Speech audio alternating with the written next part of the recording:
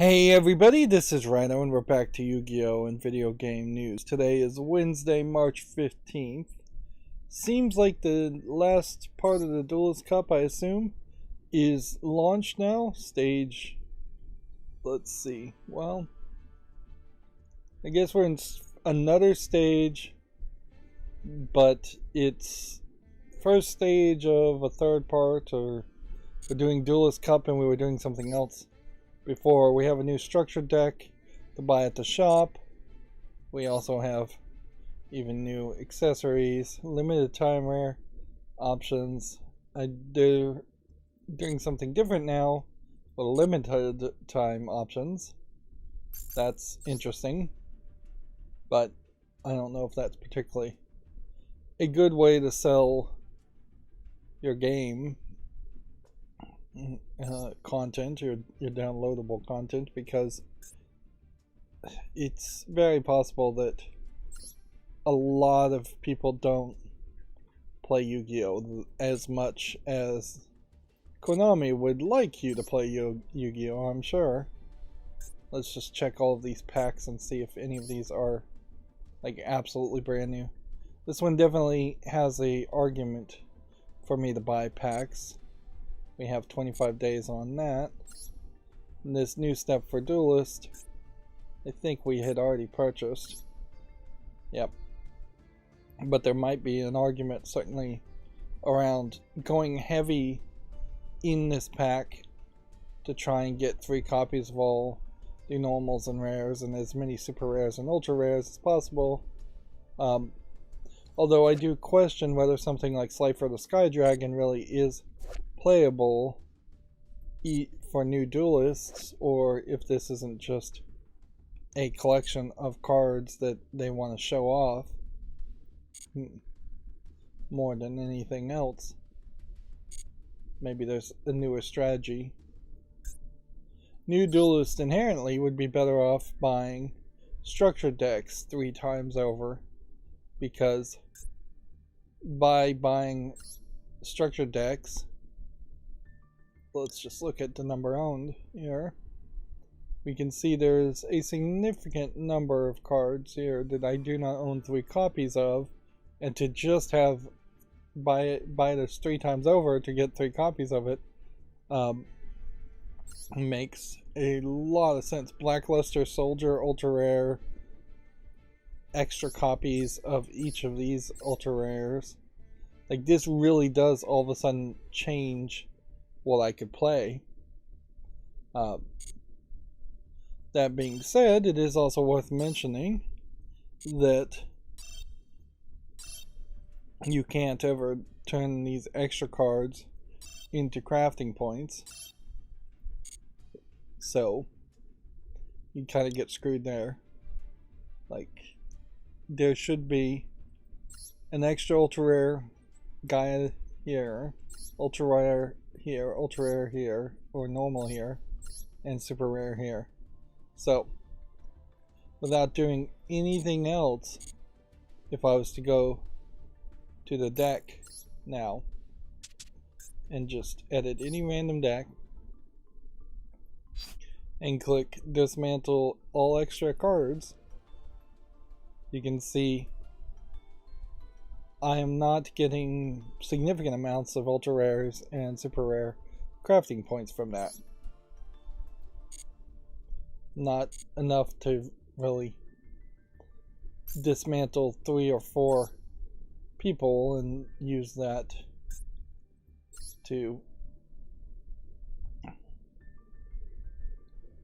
craft a new one. And that did turn those extras into crafting dust, but noticeably I couldn't get rid of this extra 4, so Exchange of Night and Day was this. I have 4 special versions of that card. But yeah, this is much better than buying card packs by far. Let's see, just to buy the structured decks. Unfortunately, they don't offer enough structured decks fast enough. if you were coming into the game new, you could buy a lot of structured decks, and you'd probably have to even pay real world money to just have enough crystals to buy structured decks.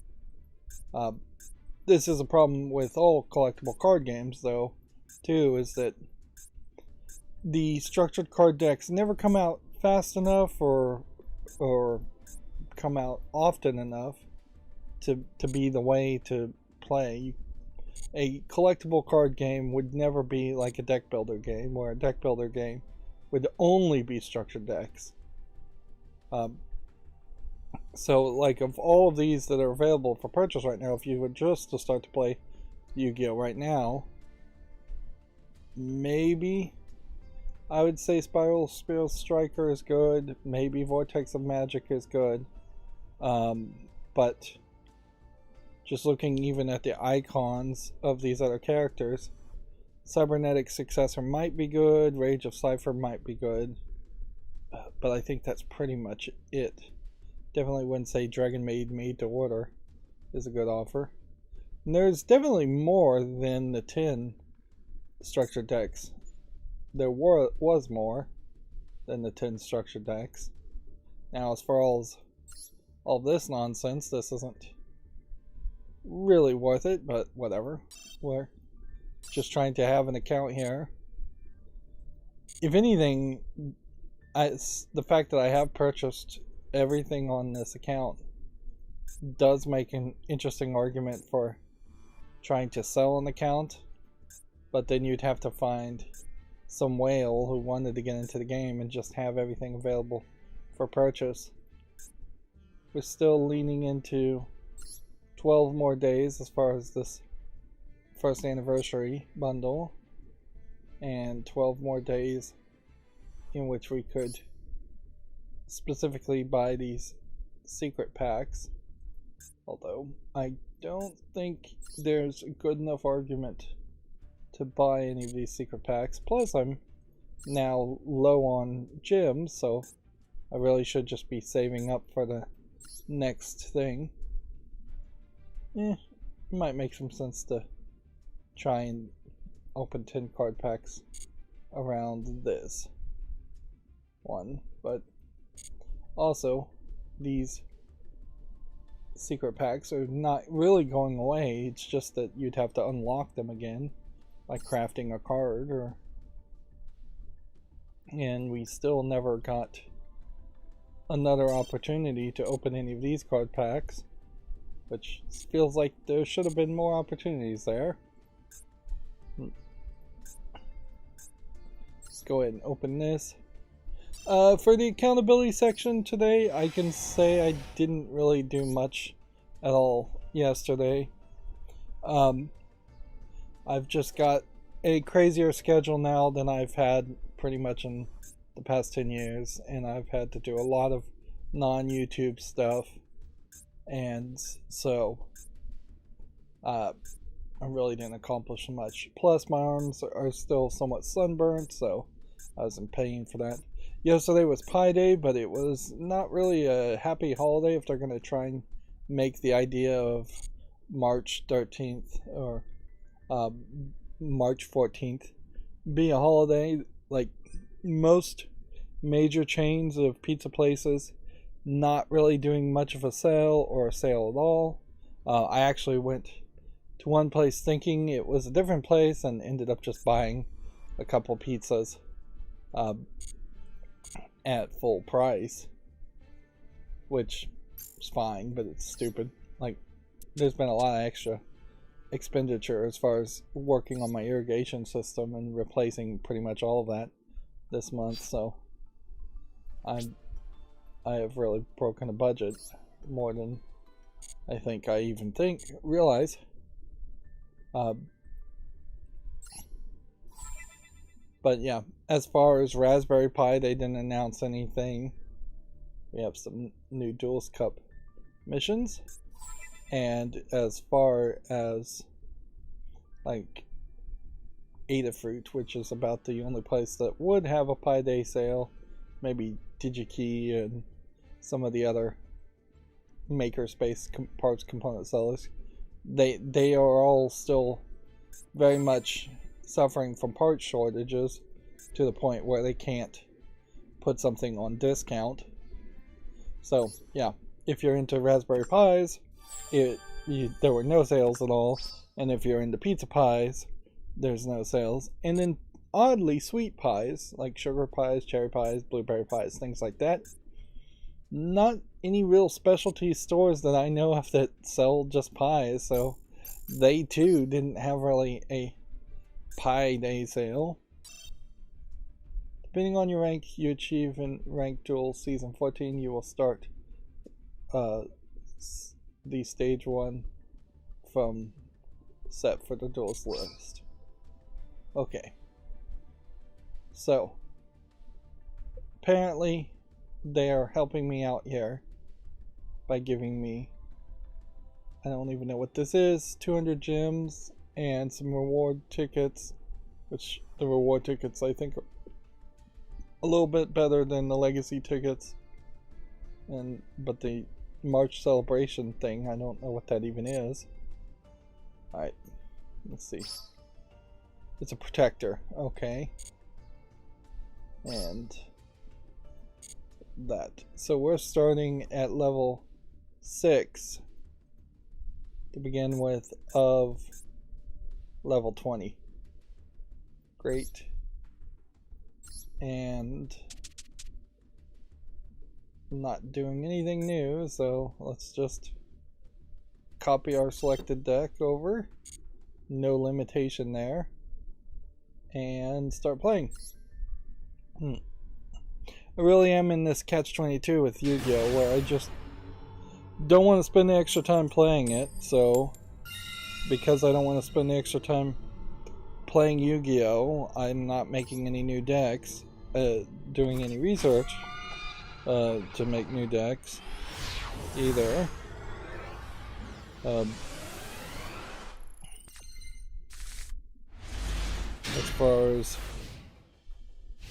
changing things up.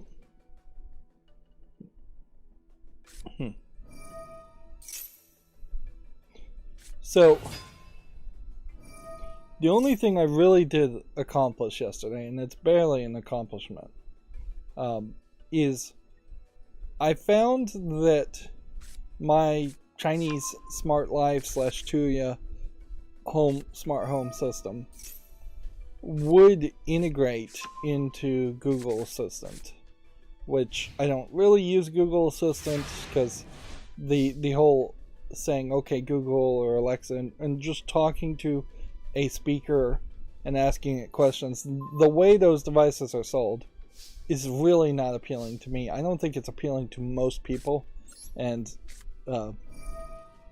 I think it really is just a failed product designed to solve a problem that doesn't exist. But built into that, there is in the Google Assistant routines a way to integrate several of the smart home devices I have that are in their own little ecosystem. So when my ratio sprinkler, when my door lock, when my water heater all have their own separate apps, most of which are not really necessary. Ecobee, thermostat, things like that. They all have their own little separate apps, and you either can try to do something like if this then that with those kinds of devices and interconnect things that way, but if this and that is actually fairly limited too. So I got to looking at that and just seeing what it could do. I don't even really 100% know what got me looking at it per se. What I wanted to have happen is the dish hoppers, if you connect a landline telephone to it, can do a caller ID to tell you like someone is calling. Now there really is no reason that a cell phone would not be able to connect to the hopper at that point, or any like Google Home type device, and make an announcement that someone is calling on your phone.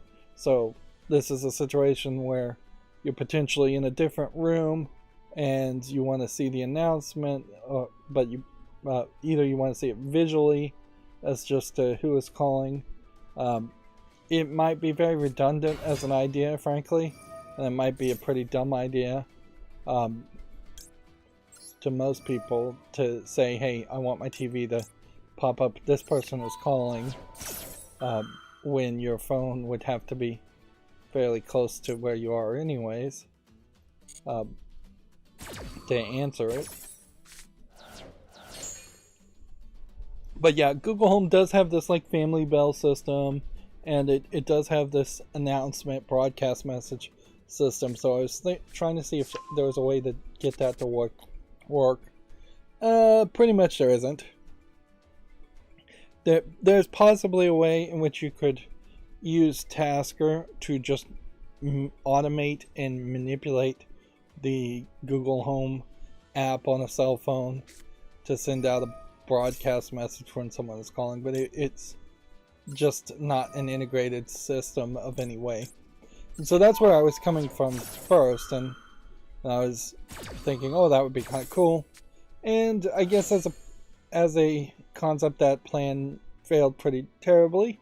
I will say Google Assistant fails pretty terribly on my network like crazy, so I spent way too much time last night just trying to modify my network to somehow automatically tell Home Assistants, not Home Assistant, but Google Home or Google Assistants, the IP addresses of the websites they're looking for, because there seems to be, probably for some security reason, but for compatibility reason, a pretty bad reason, there seems to be a limiting factor that just using DNS crypt and adding an extra hop as far as how far the network traffic travels seems to break Google Assistant, where it just says something went wrong or I didn't understand.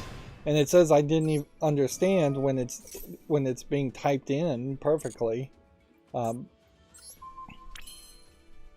So yeah. And it very consistently says I don't understand when it's connected to my network. I was able to modify it, my setup, and put almost like a static route for the DNS. Not so much a static route, that's actually a different thing, but I was able to put a static DNS entry into my router for the clients1.googleapis.com, and then clients 2, 3, 4, and then client.l.googleapi, I think is the last place. And that kind of worked, but it still doesn't work with WireGuard VPNing into your own network. So actually talking to it and actually trying to like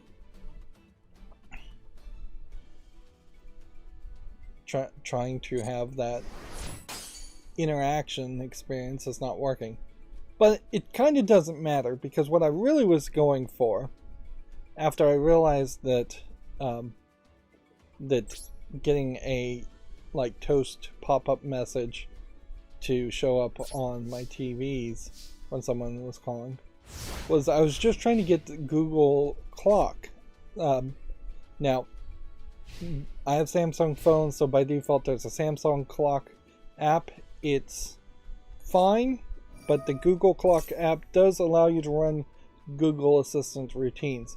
And if it worked, and I do have to caveat to say nothing is working really very well on my network. Maybe the whole thing is just down. Like I did also see on Down Detector yesterday that Google Nest, which I guess maybe that is part of Google Nest,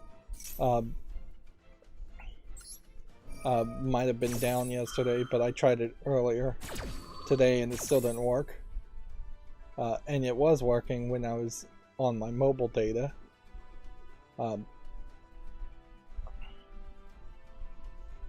Which, somewhat irritatingly, Mint Mobile apparently has just been acquired by T-Mobile, which, yeah, we'll have to wait and see until T-Mobile screws up with like worse customer service through Mint Mobile.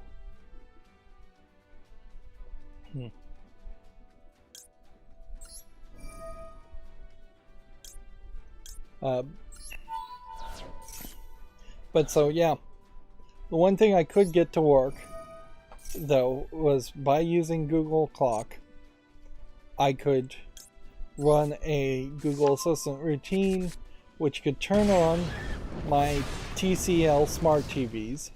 Those are connected to Google Assistant, so it can just straight up power on the TV. It can select a TV input, it can set a volume, it also probably could mute and unmute, but that is not integrated as easily. You'd have to actually type out a custom text command you would send and hope it works, which when you're directly connecting with something it seems like it does work, but when it's trying to do any kind of text that potentially would send it to some other site or some other data site, it doesn't seem to connect there. So there's obviously more things that are getting blocked, and I just really don't care enough to try to investigate on it further and waste time, because that's all I really was doing yesterday, was wasting time instead of just playing Prey Moon Crash, which I'm just getting further and further away from that. Definitely thought about playing Prey Moon Crash yesterday, but it didn't happen. So when you get the Google alarm, you can get a routine that by default, weirdly, it says hello, and then it says whatever nickname or name it has for you, or good morning or good evening. When it says something like that at the beginning of the text, if it's going to say any text at all, it won't say those things if you turn the media volume all the way down, then turn the medium volume all the way back up at the end. You kind of have to turn it back up though, because it's not just muting that one app, it's muting all the apps, all the media volume. But yeah, and then it will say have a good one at the end, and it's weird that you can't change that. Like, maybe you don't want Google Assistant to say hello and then tell you the time when you wake up on an alarm clock. It makes a lot of sense when the default routines they have set up are like, tell me what's on my calendar, tell me what my commute is, tell me what the weather is, things like that. All of that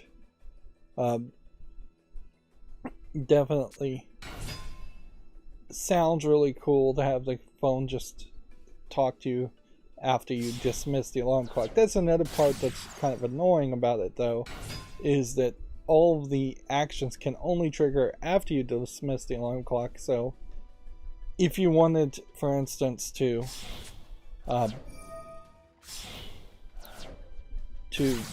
have the TV come on as part of an alarm clock, that's not possible unless there's some other way you could auto dismiss an alarm, because you really have to dismiss it. You can't just, I think, say it was missed or snooze it. And all of this originally came back from the idea of, I have this new Tuya smart alarm clock, so I was trying to figure out, is there a better way?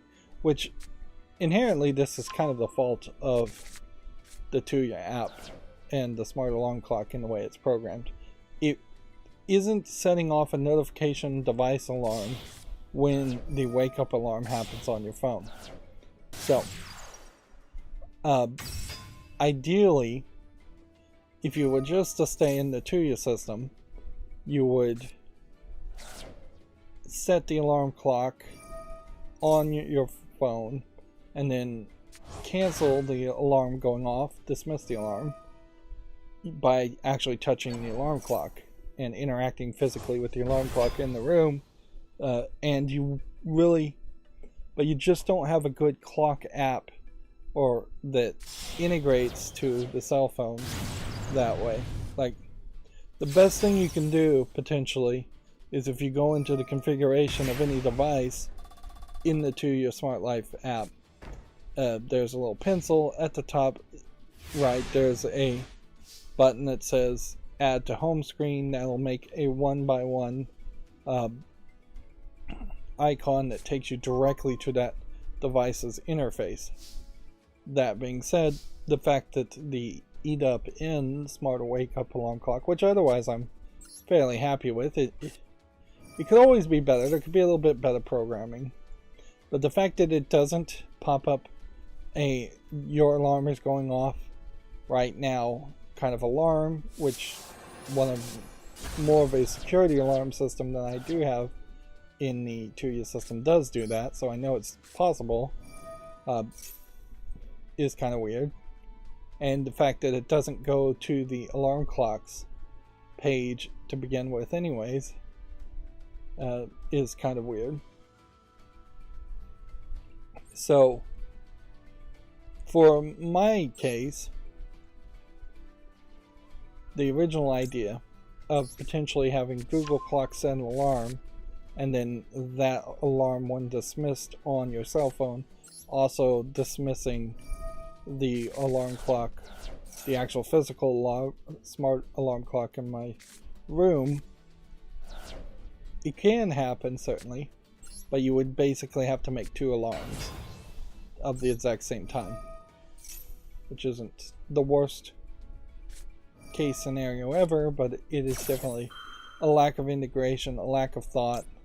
That's really where we are with smart devices in general, is that there's just a lot of programming problems that have yet to be solved, and instead they're coming out with like Matter standards that are supposed to better integrate all of this stuff, and hopefully throughout that they could program things better, but maybe they won't. It doesn't seem like they really are going to. So overall, in wasting pretty much half a day in this setup, I realized that you can set up alarm clocks pretty well in Google Clock. You can technically have it dismiss an alarm clock on Tuya if you had that set up, but when you change the alarm in Google Clock, it's not going to change in the Tuya app, so you're going to have to change the alarm in 2 different places. But yeah, it's not undoable. It's just very complicated for no real reason. But particularly if you just ignore the Tuya system completely and you're not into that direction, Google Clock with Google Assistant routines, if you happen to have TCL Roku smart TVs that can be turned on, or anything like that integrated, great idea. Turn on the TV when you dismiss your alarm clock. That's almost certainly something everybody does every morning, so it's just one less button press, or 3 or 4 button presses really if you're turning on the TV, selecting an input, setting a volume, changing the channel, depending on what you're connecting to. If you have like a dish hopper, then you can turn the dish hopper on also and change the channel there. I think you can change the channel. I'm not 100% sure on that one.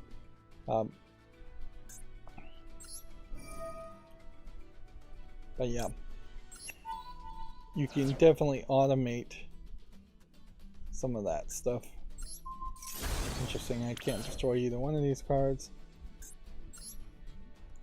Alright, well.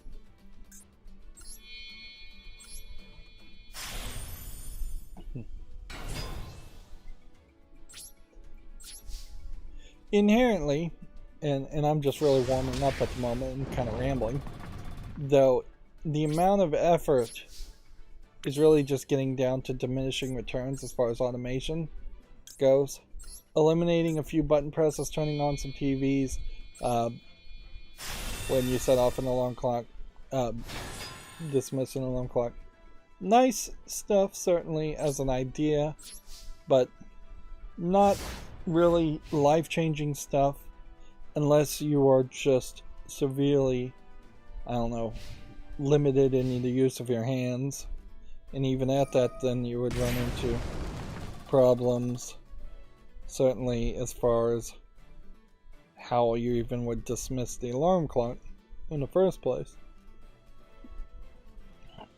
With the whole Tuya Smart Life system, there's about 3 more smart plugs that I want to get, but the reasons I want to get the smart plugs are actually fairly small. Like, because they are... I just want to get smart plugs to do power monitoring, which they're slowly moving into that, and they're kind of trying to upsell you services in that direction. 10 cards, and I couldn't special summon a single one of them. Interesting.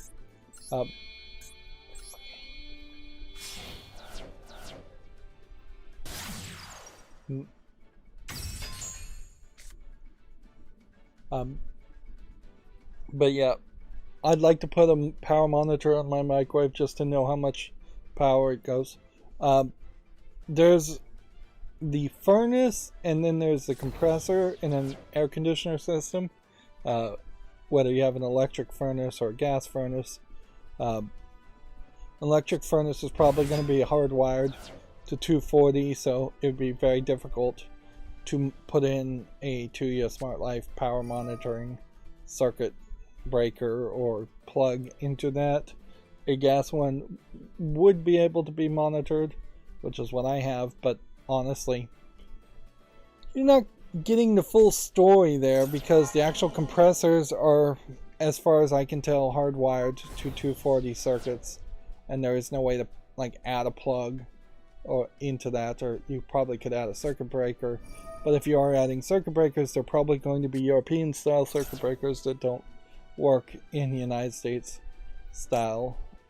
The United States really barely even has a style that's consistent as far as the way their circuit breakers work. As far as the type of equipment, they don't work on the DIN rails in particular. DIN, I think is what they're called.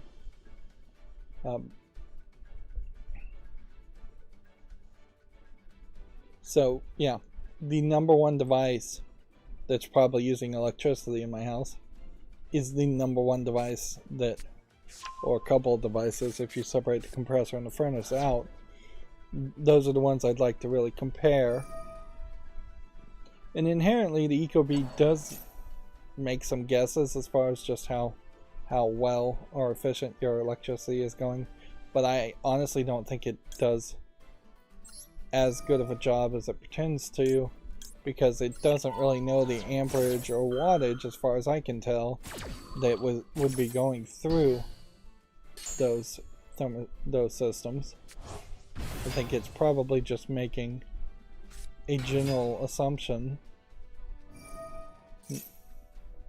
and that's probably why most of the time they refer to the reduction of hours that you're running, not a reduction of kilowatt hours. But yeah, I'd like to know how much my refrigerators are using and how much my microwave is using. It would be nice in an emergency situation, although arguably in a power outage emergency situation it still really wouldn't work. But it would be nice to tell refrigerators to not come back on until the power has been on for at least 20-30 seconds.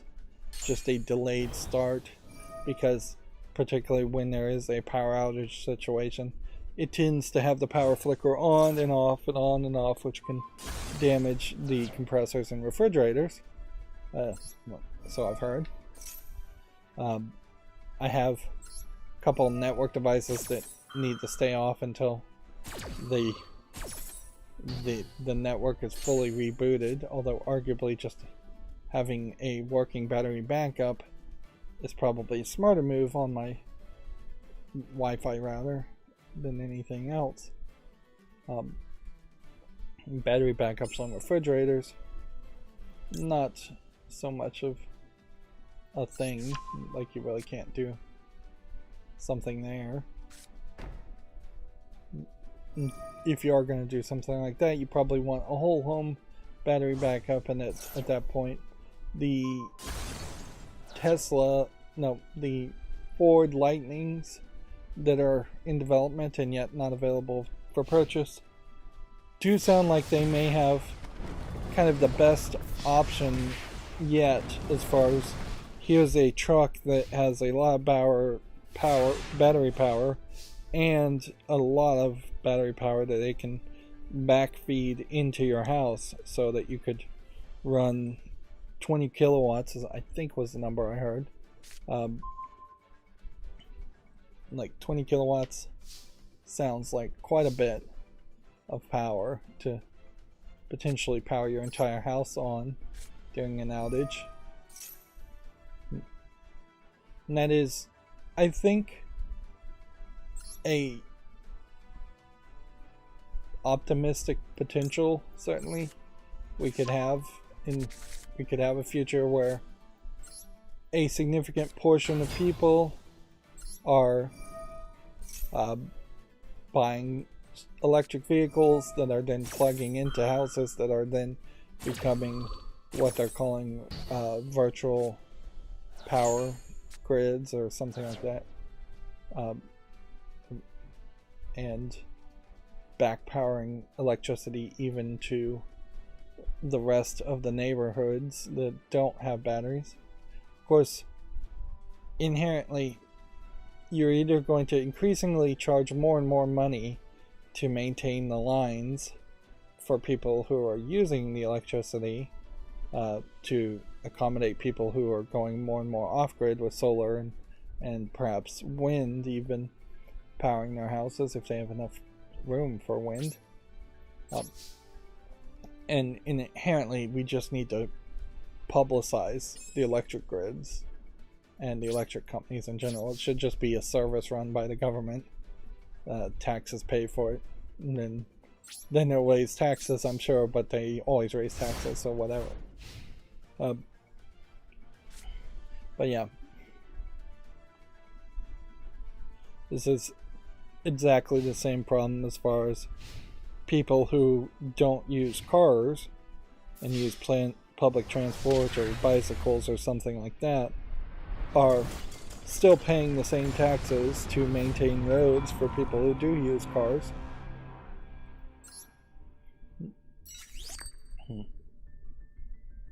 But yeah, it definitely is diminishing returns as far as smart devices go. I still have several bulbs I want to set up. Arguably Zigbee would be nicer, but they're too expensive still.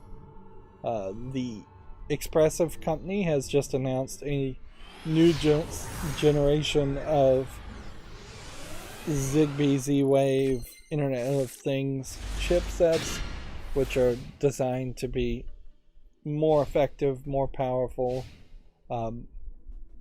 It's all fairly technical stuff, but the main idea here is that they are going towards more effective devices. And honestly, so many things use the ESP32 series of chips, which at this point it really is just a very wide series of chips, that if Expressive is releasing a new development kit for a new chip, then 6 months to 2 years from now, almost all Internet of Things devices will be capable of doing a lot more. Certainly. A couple of interesting things they were pointing out was that they're hoping that the face recognition for like smart door locks will be more of a thing. They were hoping for presence detection when just using Wi-Fi, which that's always been the cool idea that sounds terrifying is that they would be able to just use Wi-Fi signals sent from like a router to detect whether a human is in a room or not, which is great if you're just doing that at home local processing to turn on a light. It's terrible if it's the CIA or the police spying on you, or your stalker ex-boyfriend girlfriend stalking on you.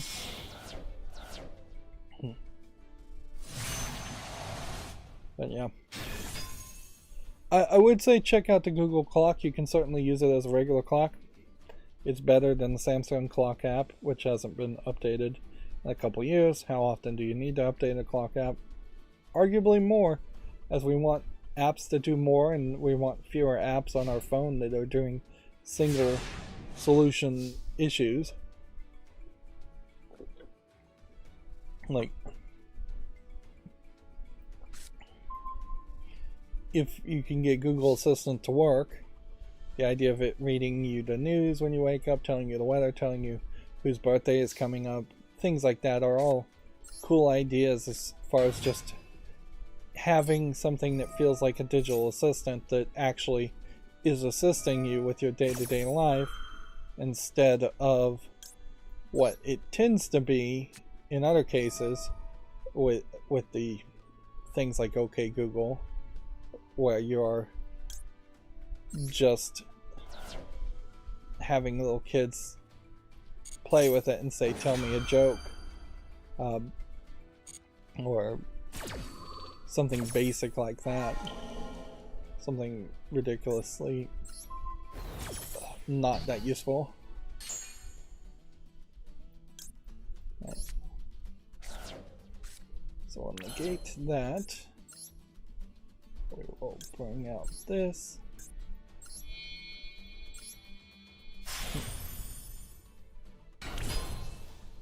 We will skip that and do this. There's probably a better way to do this, actually.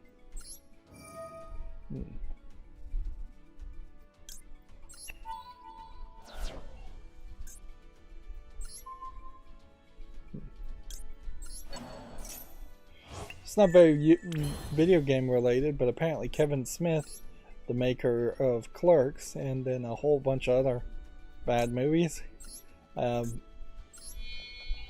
mediocre movies at best, I would say, some of them aren't bad, has announced that he has permanently given up smoking weed after basically worshipping the concept of smoking marijuana. And even as somebody who really doesn't care if people smoke weed, he really had just made his whole personality around it, and there was, I think, a mental crutch obsession there, certainly for him. Like, and unlike Snoop Dogg, who succeeded greatly by making that his big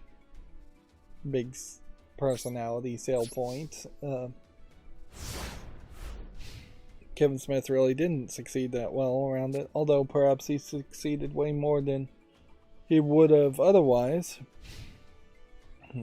Even at that, though, Snoop Dogg sells himself as himself a little bit more and takes pretty much any offer given to him. So you see him showing up on Martha Stewart, and you see him showing up in random movies as just like a bit role. Things that Kevin Smith potentially could have done a little bit more if he had just taken roles, and as a bit role, I'm gonna do a walk-on and show up, and or if he had just shown up on talk shows. Instead, what Kevin Smith did is he tried to create his own universe, effectively, where everything Kevin Smith did is run by and produced by Kevin Smith, and that created this insular fandom circle where he would not really spread out away from his own already established audience.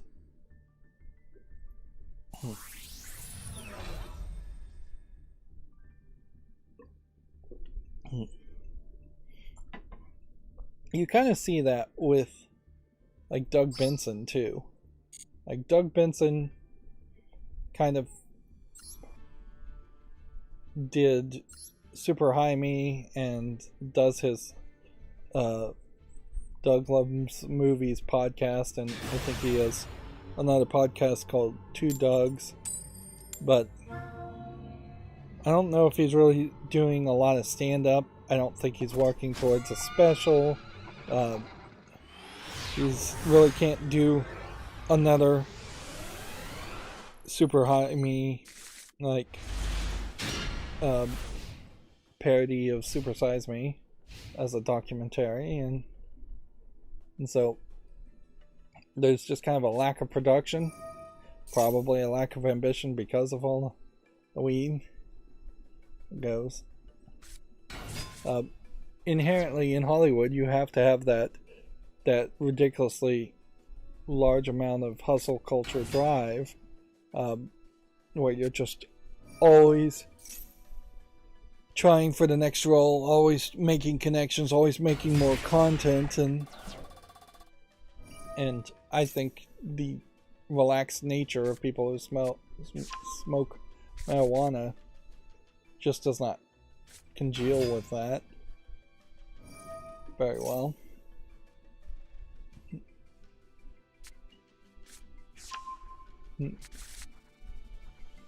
Alright, well,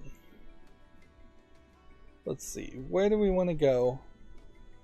I guess I'm still thinking about the whole idea of the beginning of this being a pre-show experience. It really just would come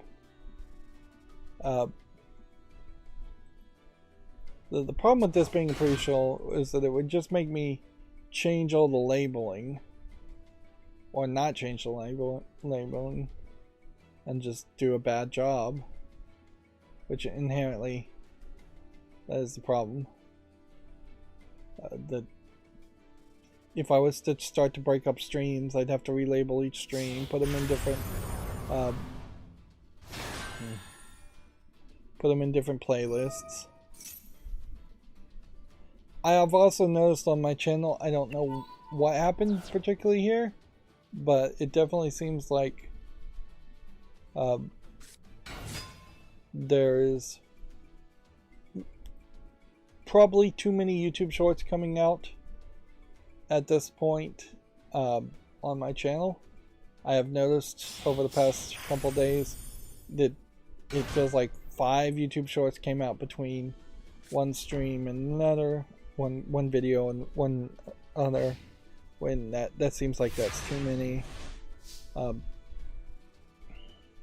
I did look at Reddit as far as making a subreddit, so it does look like I probably have barely enough karma that I could make a subreddit and then just self-promote on that own personal subreddit. I don't know if there isn't just an overall rules of Reddit that would forbid that. So, yeah. While it is something that I have this knee-jerk thought that I'd like to do that and just have all the YouTube shorts show up on the subreddit, it seems like that almost certainly would be at the cost of getting views on YouTube, and yeah, for very little benefit. And the last thing I want to do is make a subreddit that then I have to moderate myself, or a subreddit that nobody would follow because it's literally just going to be one person putting up videos. I guess what's missing on YouTube is that there isn't really a forum concept in YouTube where people would discuss certain things and then move on to the next topic in the same theme and move on to the next thing. There's hashtags that don't really work that well or work like that at all, and then there's individual videos, and that's pretty much it.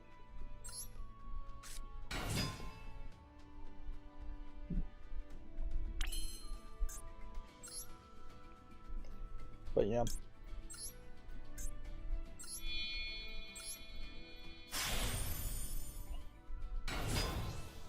Inherently, if I was going to do a pre-show and then take like a 30-minute to an hour break, I would just have to warm up again, so yeah. And I probably would gain a lot of energy as far as just if somebody else was podcasting with me, which, yeah, that is like just having somebody else's energy to feed off of or potentially take up the slack. That would definitely be another thought.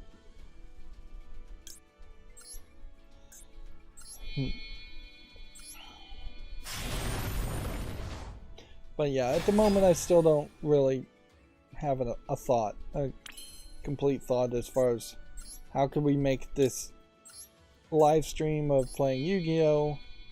Interesting in a way that people would actually want to watch this, or is this just dead in the water and Yu-Gi-Oh! Just a stumbling block that needs to be abandoned?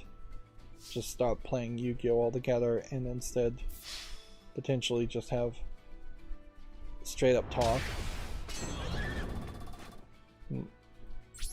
which I don't think that would really work. Or do the news earlier, which I don't know if that works. Or just look at video games that have come out in a different order. One thing I do know I need to do though is to add like Steam's blog. We should check that and see if there's new news every stream, and potentially there are some other blogs that might make similar sense. Maybe the ESA's blog would be one to consider there.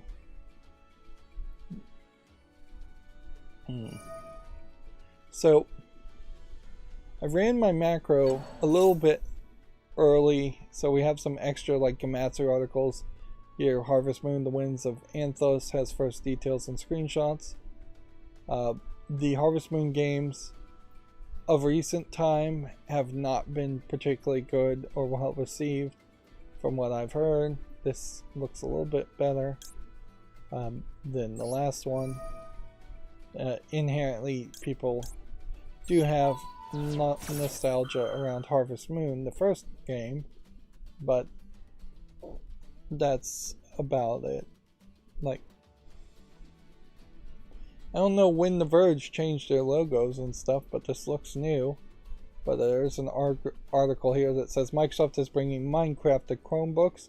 An early access version of Minecraft Bedrock Edition is coming to Chrome OS. Now, the Bedrock Edition, I think, is the original version of the Java edition, basically, of the game, I think. Let's see.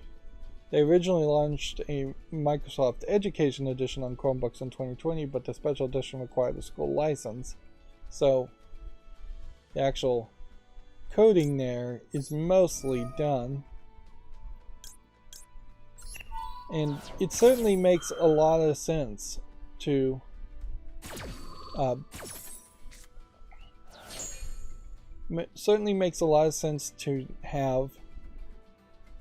the Minecraft come to Chromebooks, because there's not a growing audience of Minecraft fans. It's saturated. Everybody who likes Minecraft knows about Minecraft and likes Minecraft.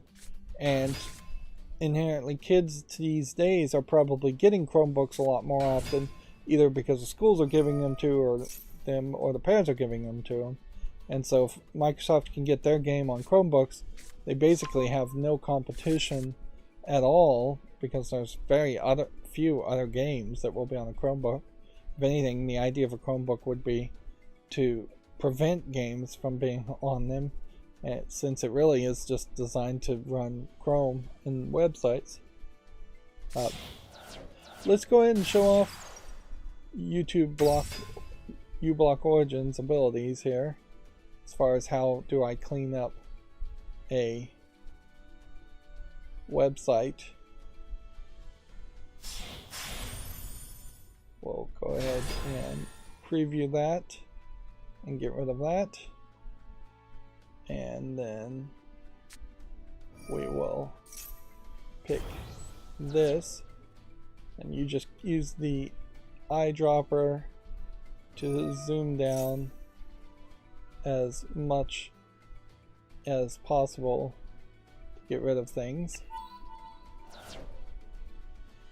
And then this is how you get closer to being fair use too, as far as you just are actively selecting these CSS cosmetic filters. Notice how it is kind of just this random chain very often. That is the WordPress type plugins they use to obfuscate things. They don't want to make it that easy.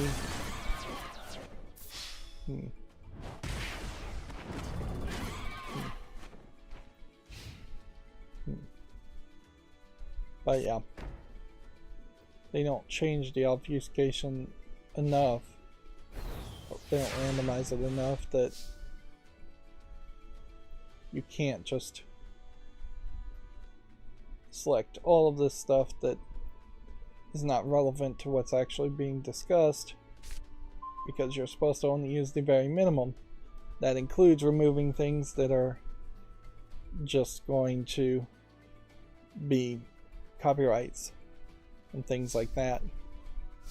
Meanwhile, on this game, everything is moving incredibly slowly, so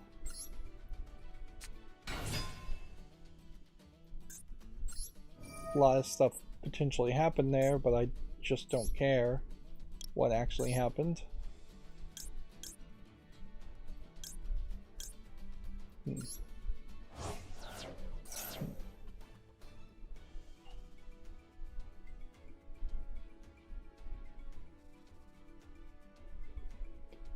Come on, slowly move.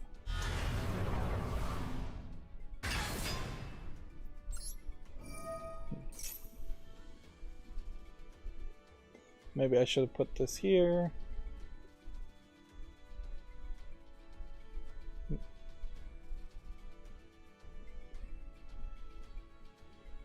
Go ahead and banish that.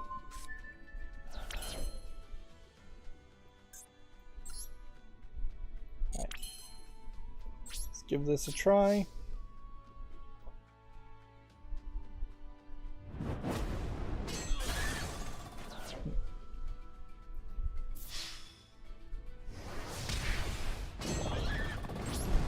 Turn. After I get things somewhat corrected here, I will tend to try and see if I can use this to possibly squeeze some things in the right way. Doesn't seem like that's going to work particularly well. You can see you definitely are making changes though, as far as the margins go. But mostly what I want to do is probably zoom the size up. Let's see. Let's go and get rid of the share links too. So then we'll just see what happens when we build the size up more. There we go. We have an indent, and we have a pull down menu at the top here, so we'll try and get rid of that. Just preview it just to make sure. Alright.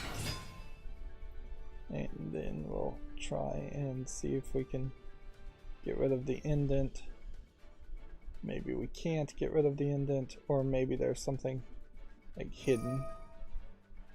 Okay, so that won't work.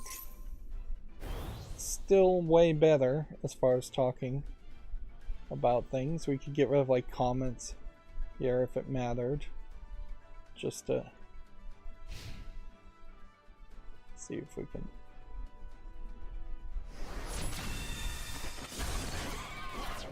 do that. Yep.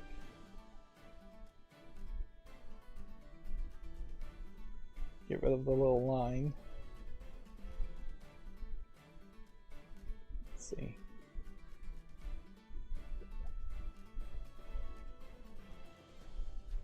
There you go. Let's get back to here. Still moving incredibly slow.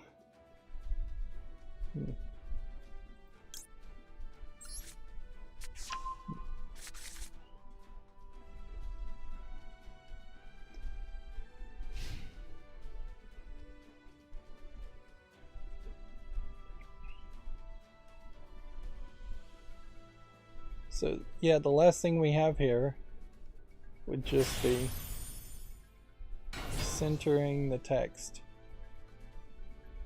Probably. You can see if we do that. That doesn't seem like that's going to work. If we do that, it doesn't seem like that's going to work. So I bet the next move would be to make it a little bit bigger.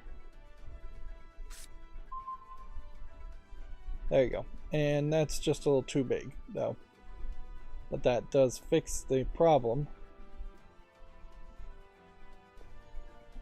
Although that being said, that looks fine too. It's just the thumbnail that's going to be off. So it is a compromise, certainly when fixing pages with uBlock Origin and a few other tricks, but yeah, that does seem like that is the best solution there. Not that I'm planning on using The Verge for a lot of news sources, but it's always helpful to have it cleaned up.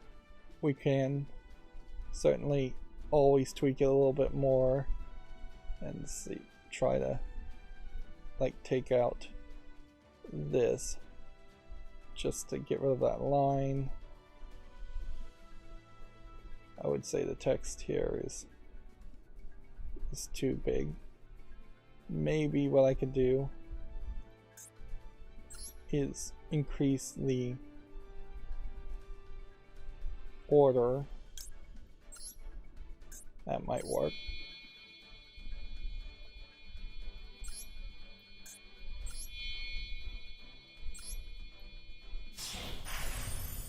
Hmm. 16. Bring that. We need to get up to 19. And we can win here.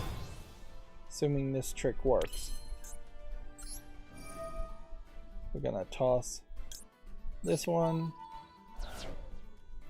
And then attach this to that. This is probably the last game we need to play. We probably haven't made as much progress. And I could see myself just playing more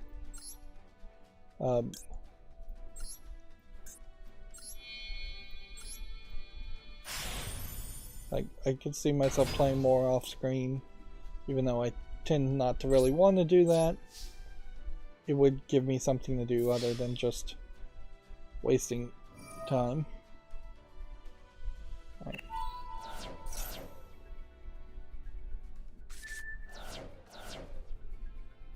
Well, there. Use Zeus to defeat me. Which I don't know if I have anything that can defeat Zeus as a concept. Well, probably can win here still. Come to think of it. Because I could, assuming I can just summon the character that banishes characters. Yeah.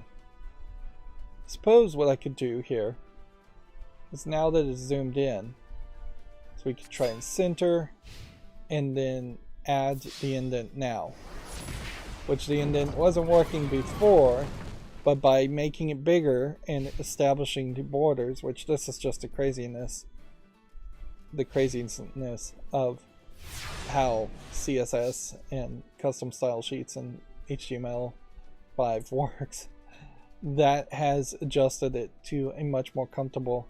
Now I can get most of the image easily on screen with my mouse wheel. When I scroll up and down on my mouse wheel, it goes like 3 lines. Arguably it should really just go 1 line. But yeah, right now it's set to 3. If I go too far, if I go to the right instead of centering in the center, if I go too far here, it'll start to get too small. Like this is a little bit more comfortable, but then there really should just be a line break here. That's fine too. But ideally, this is what you'd want, where it makes a full line break here. Arguably, this is a problem with the headline itself, in that the headline should be a line break. Alright, let's see if we can win here. We'll go with 1, 2, not those. This.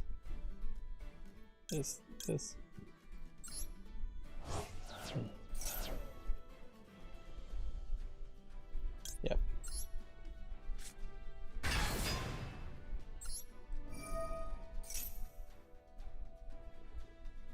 So he's going to activate this.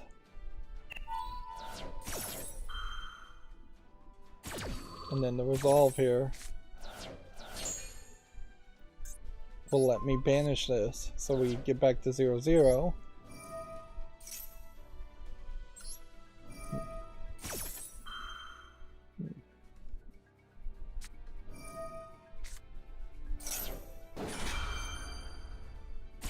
She's now canceling that guy's ability,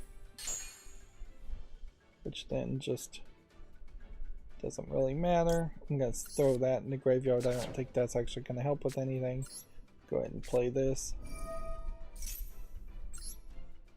Add this guy to the hand, I guess. And then we have to end the turn. So 19 for a 19. If he can summon a 19 and attack, he wins. If I can summon a 19 and attack directly, I win. Becomes the race here. Whatever he summons, he's going to lose life points equal to that.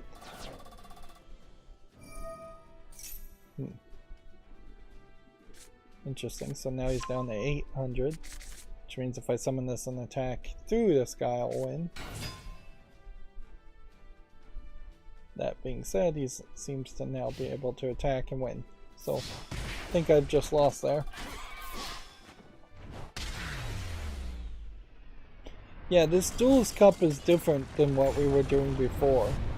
And I liked what we were doing before better, where we just had to win 3 times. So yeah, I'm just going to have to grind up to level 20. Ideally you want to go to at least level 17 to get that 200, but it is questionable just how much time that will take. And since this ends on the 26th and this ends on the 31st, I have basically 5 days to get back to playing ranked, unless I just manage to actually like get to level 20 very quickly and then can get back to ranked, which would be ideally what you'd want to have happen. As far as the quests go, we have accomplished significant amounts of stuff as far as the Duelist quest challenges go, but we still obviously need to duel. a lot more often. Interestingly, even if you did win all the way to rank 20, you still would need to do 46 more games. So there is, if you were just on a 100% win streak, you might still need to play more, which that's a weird way to basically punish a successful player. I've gotten most of the daily quests done, and log in and dual lives not so much. So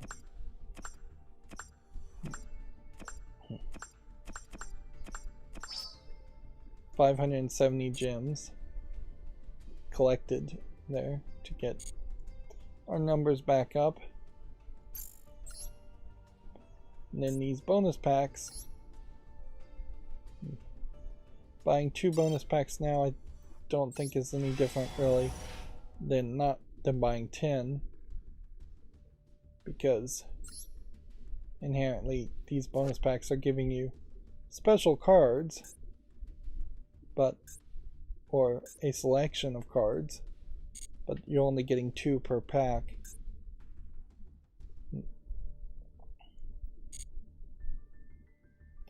Okay, let's call that a good job done as far as the Verge. Let's see.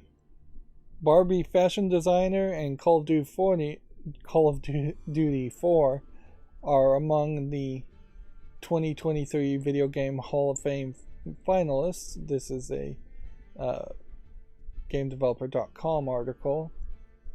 Let's see. Other finalists are Ages of Empires, Angry Birds. I feel like Angry Birds was already a finalist last year. Call of Duty 4, Computer Space, FIFA 23, GoldenEye 007, The Last of Us, NBA 2K, Quake, Wii Sports, and Wizardry.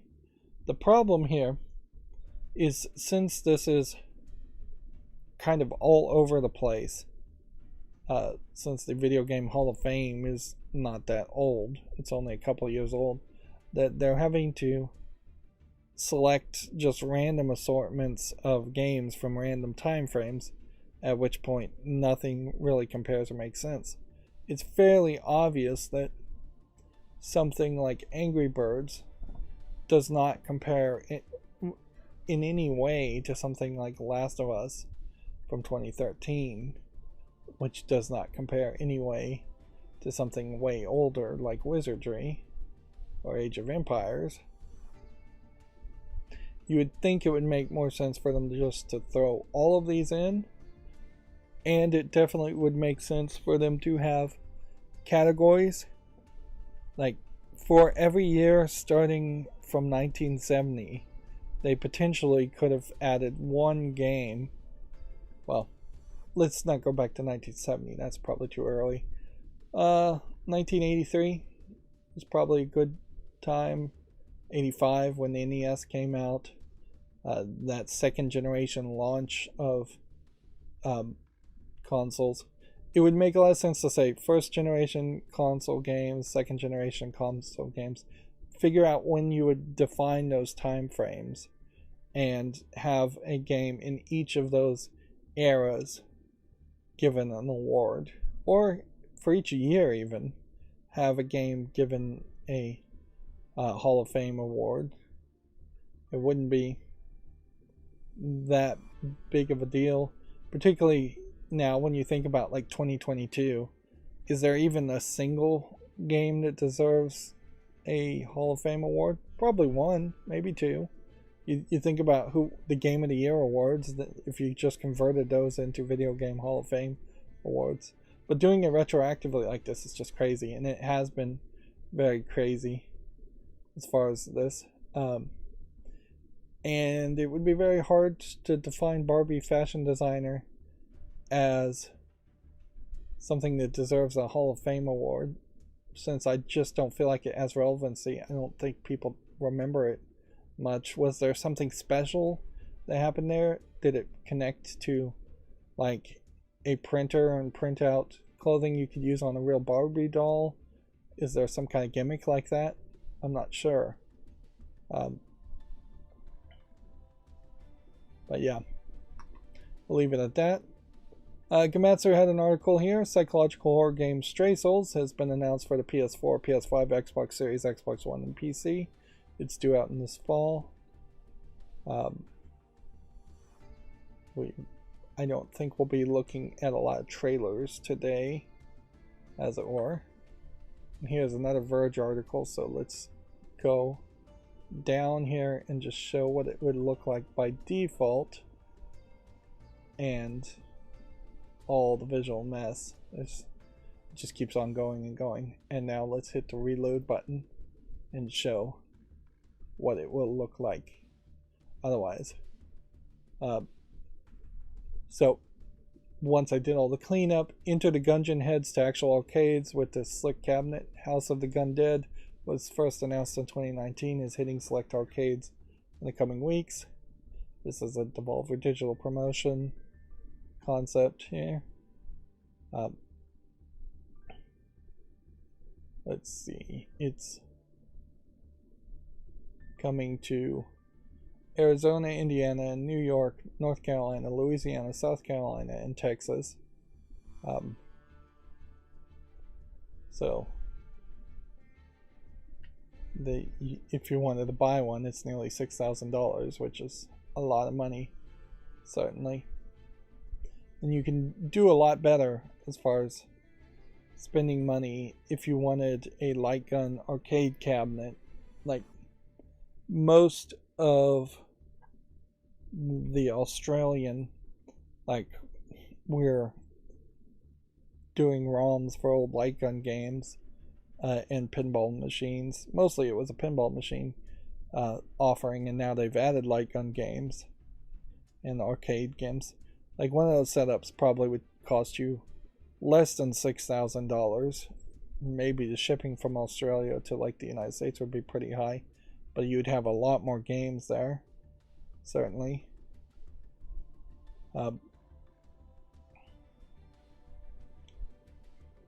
So yeah, I would have a real hard time justifying suggesting anybody buy this. Let's just turn on the blur. But certainly if you can play it, you might want to play it as just an oddity.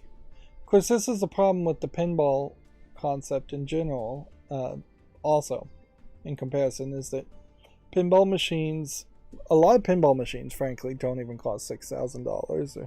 Like, maybe a brand new, the Godfather pinball game in its most limited edition might be $6,000 brand new, but even 3 or 4 years ago, you were only paying $4,000 or $5,000 for a brand new limited edition pinball machine. So to have to pay $6,000 for a light gun game that doesn't even have mechanical parts and doesn't have that extra expenditure, it's kind of crazy. I wouldn't be surprised if it's closer to a $3,000 game that Devolver Digital is doubling the price of to sell.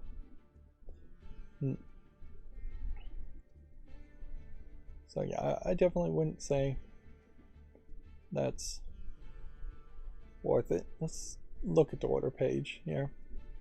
Yeah.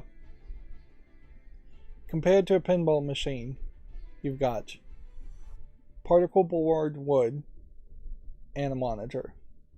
And you've got your light guns, which look like very basic light guns you can buy. Maybe you'd spend $300 or $400 on the light guns themselves.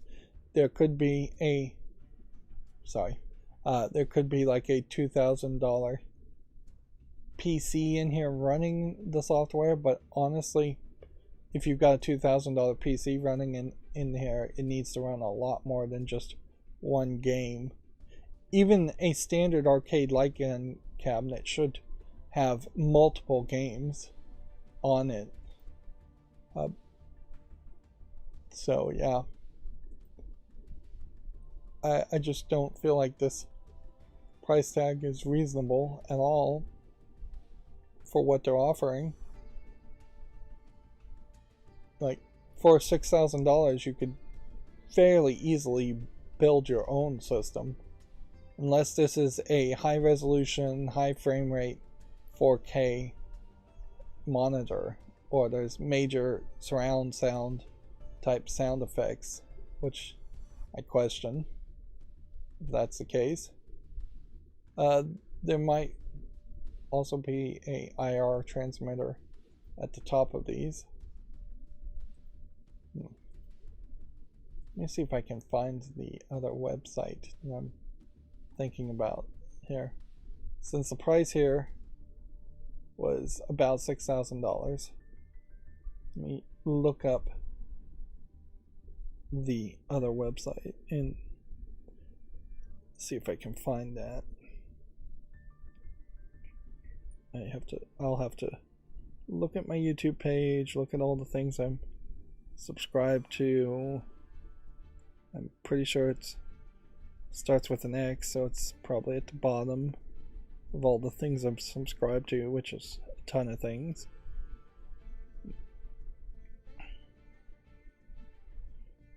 Is it called Extreme Virtual Pinball? That might be it. Yes. Extreme Gaming Cabinets. Extreme Gaming Cabinets.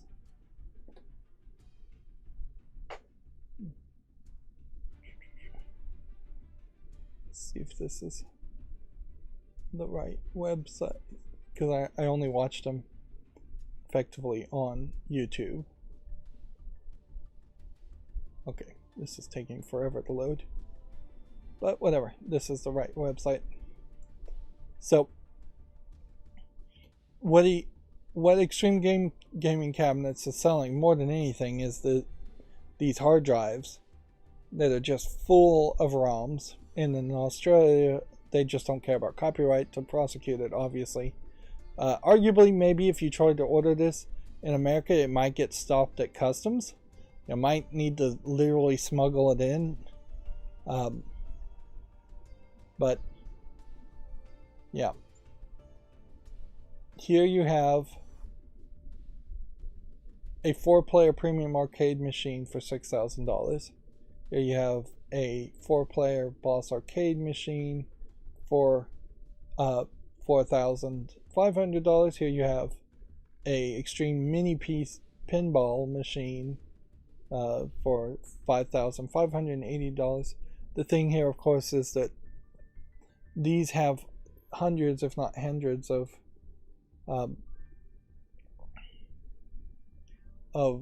ROMs on them, 16 terabytes. Now, the amount of games gets smaller as the size goes up, as far as new games being added, because they are adding older, newer games. Let's see. 4-player upright.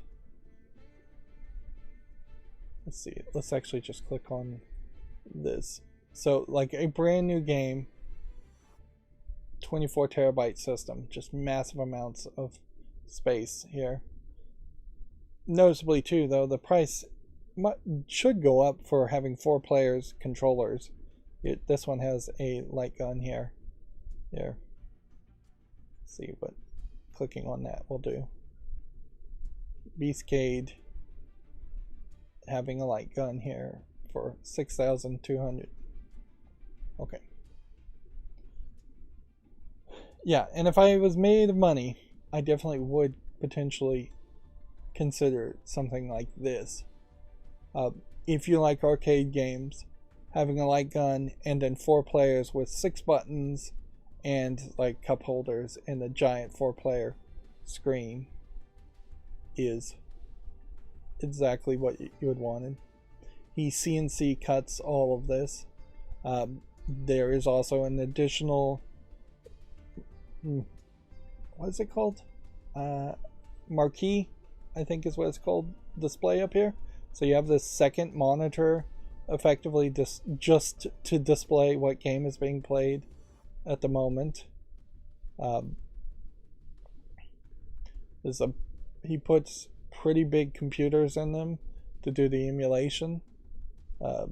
He puts a lot of work into the programming and the setup of the hardware of the hard drives to make things look nice, like these sidebar fighting images here of stolen art. Like no licenses happening on any of this, and you can basically upload any image you want. Here you can see there is a rollerball and a joystick HOTAS option. 100,000 games supported through Launchbox and Big Box, which are emulator launchers. This is all emulating. Way better experience here. If you were to add the light guns, it changes the price minimally. No Sinden light guns is $277, $6,277. Adding to adds about $400 in price, which even that is probably a ripoff, but not a huge ripoff. Adding the HOTAS flight stick is about $400 too. Adding steering wheel seat combos significantly changes the price there. Of course, if you wanted, say, a pinball machine that also could be a 2-in-1, there's a removable controls and upgrade to light guns.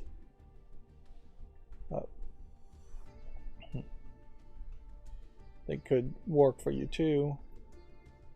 Let's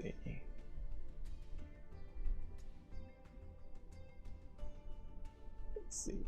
Pin Sim Virtual Reality is, if you're going to use a VR headset, I don't think that's particularly worth it. Again, though, there's computers in here running the VR headset. So the default virtual pinball would be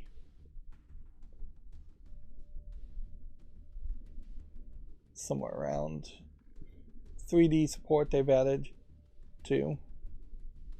A standard virtual pinball machine here, though, if you were just to buy this, is $3,748, and really I'm just shopping here. And then upgrading the hardware in it seems to be an option. If you want to get to 144 hertz, you're bumping it up to $4,991. If you want I'm not sure what the difference between premium and mega is. Here they cost an extra $2,000. Premium pinball machine, 144 hertz with 3D pinball, $6,000, which was the price of that one Devolver Digital Light Gun game. Let's see. I imagine the premium might have matrix lighting, which bumps the price up, a reflection board, extra RAM up to 16 gig, and then Ryzen 7. But even upgrading all of that still doesn't get the mega to the premium price. This inherently, though, a virtual pinball machine is a way better offer than a virtual arcade machine, because you can just have a PC and emulate arcade machines pretty well anyways. But you don't certainly have as much of an option with pinball. The only other option is to have an arcade or go to a pinball festival, which the Texas Pinball Festival is happening like next weekend or this weekend, I'm not sure.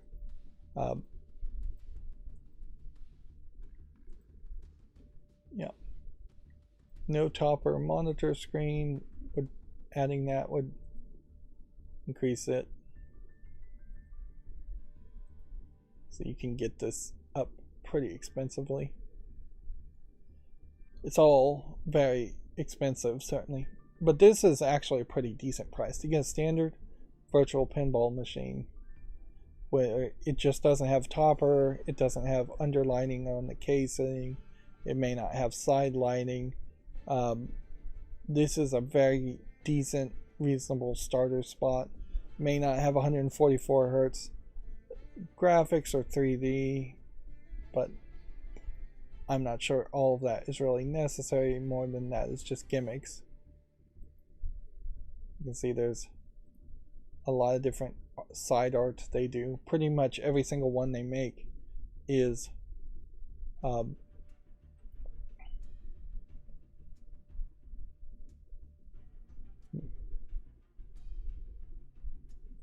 see, compare pinballs.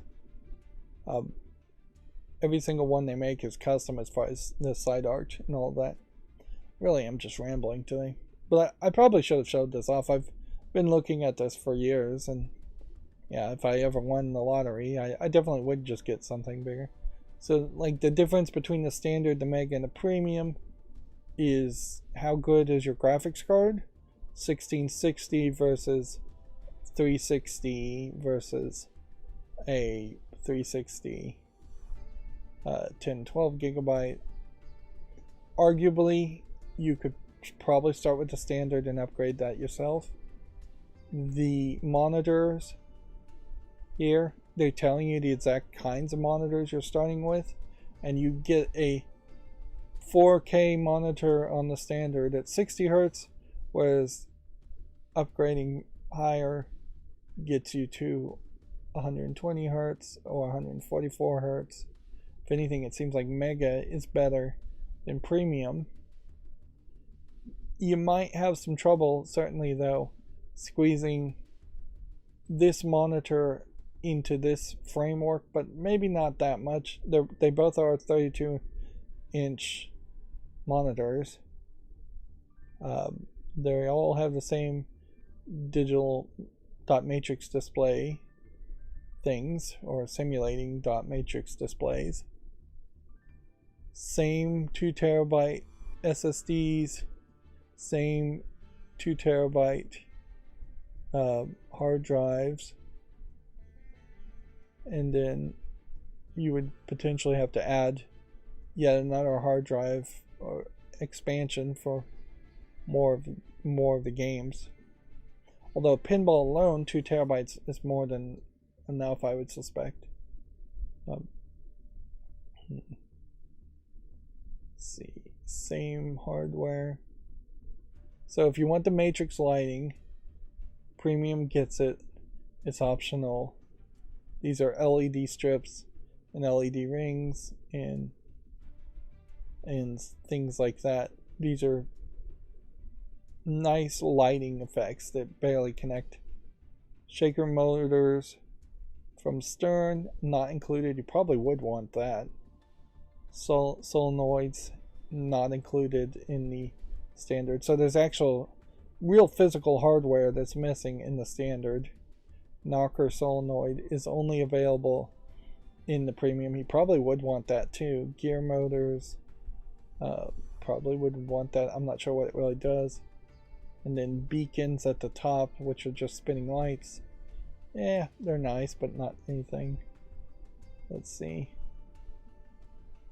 Then you have a connector to add even more solenoid shakers and beacons with separate power supplies.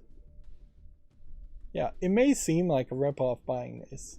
And at a certain level, it definitely is ripping off the copyright holders, but most of these pinball tables are impossible to play. Like, they don't exist within 500 miles of where you live, and even if they did exist and they were available for purchase, they would charge you the cost of a virtual pinball table for just one real world pinball table. That being said, you still are playing virtual pinball, and it just doesn't really feel like the real thing so much. So it's still a risky gamble to go virtual in the first place. Most of these buttons and things are included in everything, so they're just listing this is available for you. You can have the buttons light up in the premium optionally. Choice of any available artwork, and then extra cost if you want your own artwork. Choice of metalwork / insert colors, and then the VR pinball drive on SSD is an extra cost option for 500 gigabyte SSD. It is surprising though, more than anything, is that the actual operating system is so big at 2 terabytes of SSD. Yeah, I would argue don't get the standard though. As crazy as it may sound, going with the premium might be worth it, but at the very least go with the Mega, because you're missing out on a lot of physical solenoids that are going to shake the table like a pinball is really there, and it's going to feel even more virtual than it really should. Before we stop wasting time here, because we were talking about light gun cabinets here. Here's one, for instance, that has 270 plus games supported through Big Box for $2,412. Or here's a 50-inch for $3,000. Let's see. Let's look at where the hard drives are. So,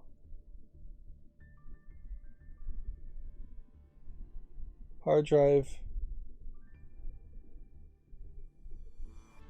8 terabytes, 16 terabytes, do not purchase, do not purchase. Light gun drive OS, Ghost Spectre drive, 500 gigabytes. So, yeah. He's constantly updating these. 16 terabyte hard drive. Loading in. Big Box has this whole side wheel selector with all this custom art. Or stolen art, whatever you want to call it.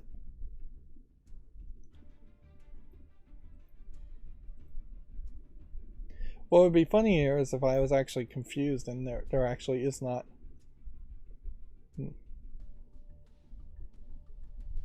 Let's see. To purchase, you must pay in Australian currency through the website. Other currency will not work. Discounts on drives. Note, you can only purchase in an Australian and New Zealand through XGC, Extreme Gaming Cabinet, USA, Europe and Canada. Buy direct from Integrum Retro in USA. Postage of drive included in the price. Let's see.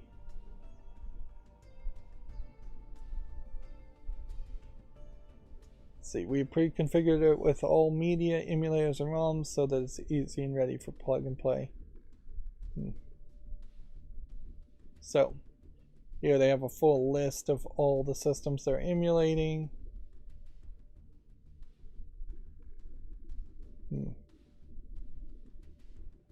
It would be funny if it turned out that a 16 terabyte hard drive that you're paying $700 for actually does not have the ROMs on it. And you still would have to go on a big hunt through the dark web or through torrent sites to download all the ROMs. That might be the case, but honestly, $700, well, ridiculous amount to not have ROMs already configured. Having the configuration set up is probably still worth it. Having a list of games and ROMs to go search out might very well be worth it. I'm a little surprised that there isn't a torrent straight up of these hard drives available fairly quickly once they come out. Anyways, alright. Moving on though, that was video game stuff. So I was talking somewhat about video games, although if anything, That was more hardware emulation stuff than actual video game news, which is definitely something different. And if anything, that's me just fantasy shopping for a long time.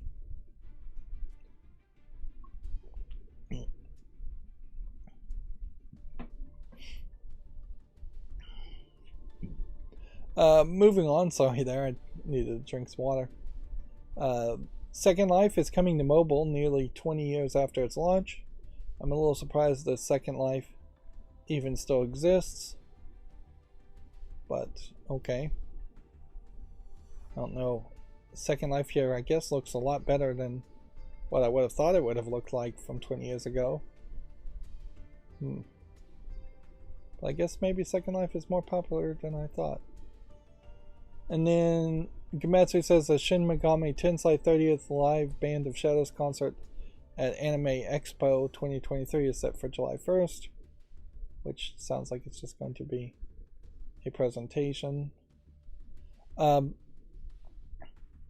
game Blue Protocol is coming to the West via Amazon, and they have noticed that Censored Gaming has pointed out that people have noticed that there are at least 2 3D models in the game that, as it's being developed, already have some fairly obvious changes from the Japanese version to the United States version, and they have actively in development said that they are going to make some changes. So you can watch Censored Gaming's video to get a little bit more detailed. The trailers for the Japanese version show off the different models too, but it's fairly obvious in the Japanese version. You have a character here where the arms and hands and sleeves are all the same, and the top is for the most part the same, but when you get to the top in the Japanese version, it stops and shows belly, and in that belly you see actual like abdomens and hip bones being shown. So if anything, this is actually a fairly low cut skirt, the way it's being modeled here, and it definitely is a skirt with no split in the middle, and it is a fairly low length skirt also, because you've got quite a bit of distance between the knee and here, whereas the United States version eliminates the belly completely and covers it up, so you're not seeing abdomen and hip bones, which, even though these models are exactly the same height, just hiding that detail makes it feel like these pants are actually higher than they really are.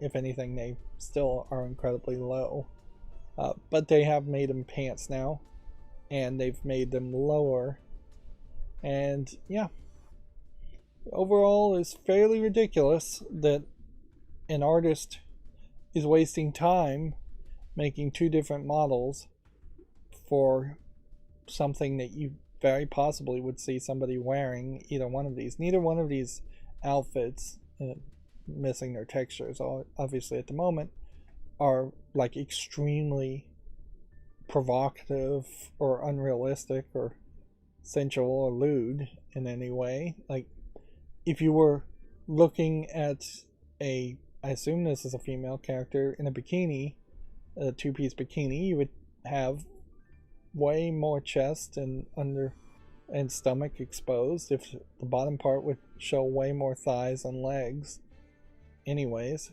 So it's just a waste of artist's time to create 2 different versions. It's waste to have censorship for no real reason. As the game is being developed, you're already thinking in the lines of censorship. There's just a lot of stupidity there. Meanwhile, Koei Tecmo is promoting a lot of like pre-order bonuses for Fatal Frame Mask of the Lunar Eclipse, for instance. Is you get a extra mask, which I assume is an in-game object, and then you have 3 new outfits here, and this is kind of the 100% 180, in which you have artists on this game who want to put the characters in different kinds of outfits, possibly to be a little bit lewd in the horror game, possibly just to be a little bit more fashionable, probably to be a little bit lewd, let's just be honest. But because this is more of a Japanese game that doesn't care about being rated by the ESRB or being released by Amazon, who wants to probably release squeaky clean games where you're getting less pushback or less censorship in Fatal Frame. I'm not sure if there has been an actual story of true censorship in Fatal Frame. There is also pre-order bonuses for the Switch, PS4, PS5, and PC for Atelier Ryza 3, Straw Hat, Super Flower Crown, and Great Alchemist Staff. So, yeah. They definitely, Koei Tecmo is pushing pre-orders. Here you have Straw Hat, here you have a Flower Crown, and here you have Great Alchemist Staff being shown off. Which, that is a great example also of artists and content creators giving something to the audience, instead of censorship taking something away from the audience and saying, no, you're in the United States, you can't have the game the way it was originally created or the way it was originally intended because somebody else says so. Well, it's hard to make arguments that the United States is the land of the free when you don't have the option and freedom to play a game the same way it was originally released, and you are running into censorship.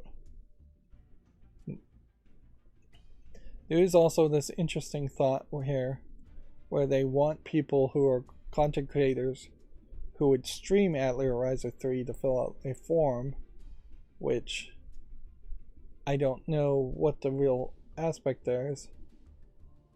Let's see.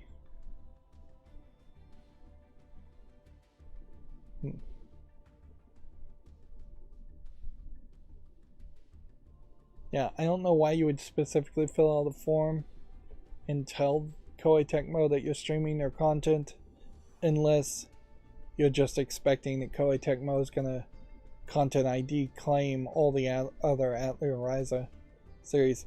This is the kind of thing I would have done early in my YouTube career, if I can call it a career, where I might have tried to get permission or talk to publishers of games, but honestly, I got very little response as far as trying to contact people and get permission, and getting content ID claimed happened infrequently enough that it just is not really worth it. Plus, when somebody does content ID claim you and you come back to YouTube and say, I've written permission, here it is, YouTube still rejects that. So the whole idea of written permission has been thrown out the window as far as a defense against content ID claims.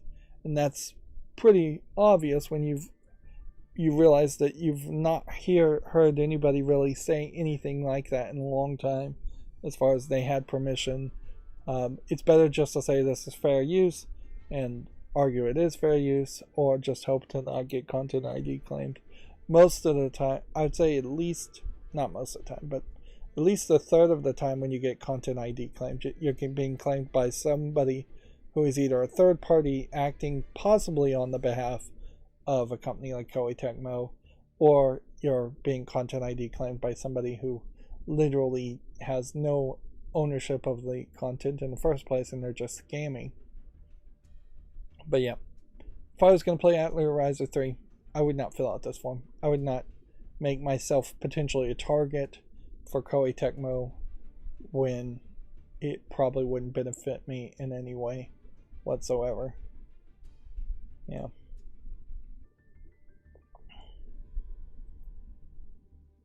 Yeah.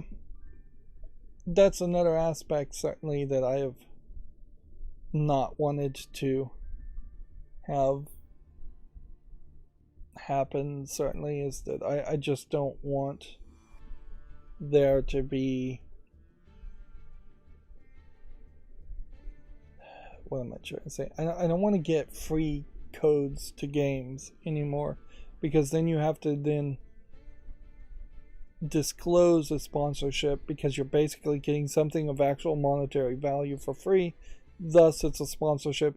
So often you hear people say, oh, I got a free code or free review code for this game, but it's not sponsored. Yes, it is sponsored. You definitely are legally disclosing that it was sponsored, even though you're lying and saying it wasn't sponsored. It's going to change your opinions and your way of thinking.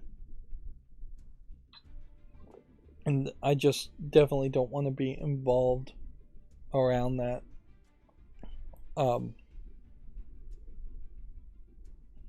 Yeah, I definitely just do not want to have to deal with that type of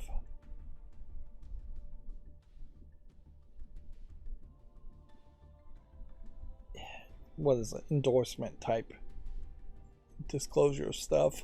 Moving on.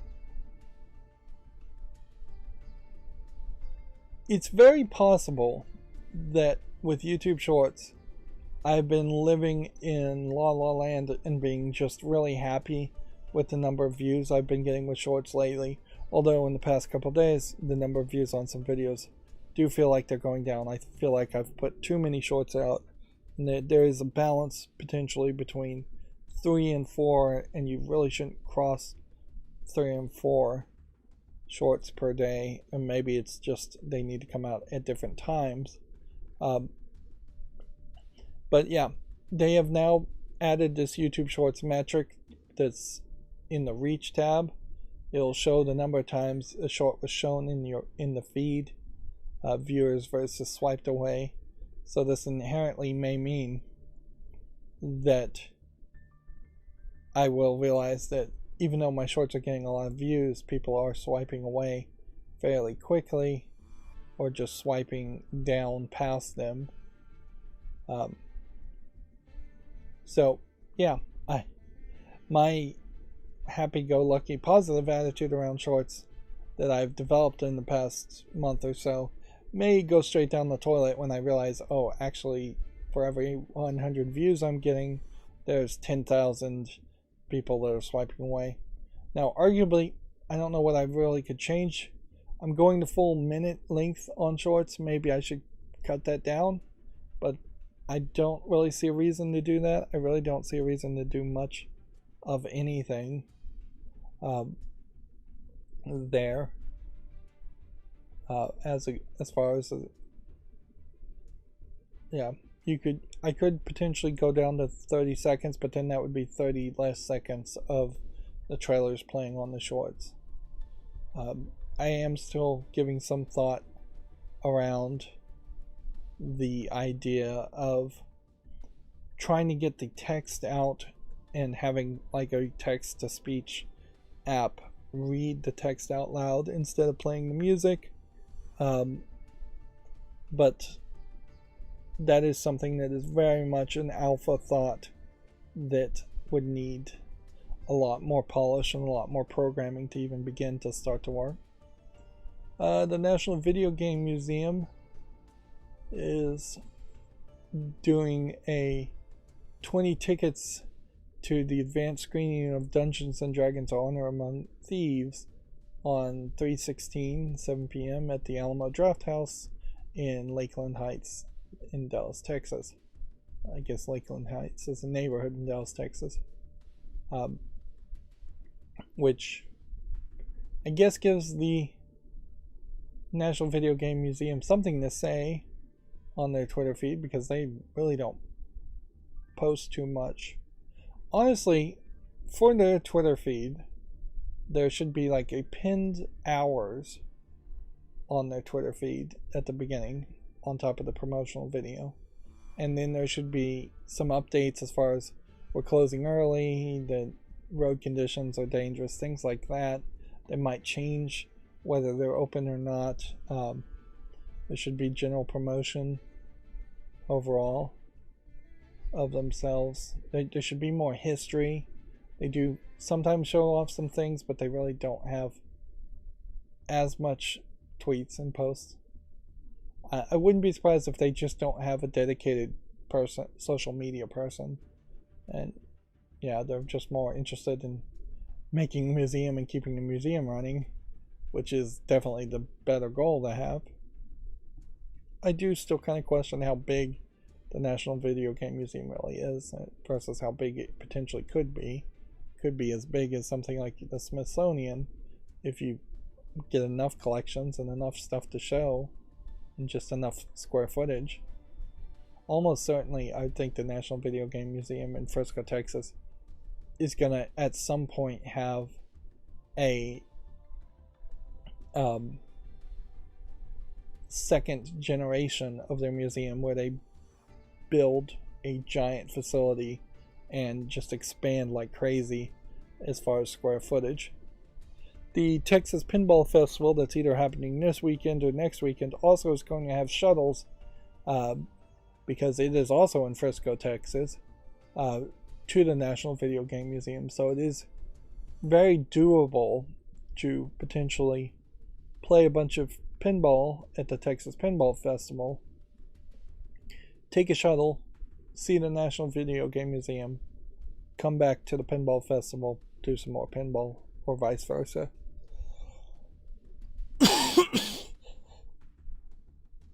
I'm pretty sure the Texas Pinball Festival is in an expo center that's connected to a hotel, so you could definitely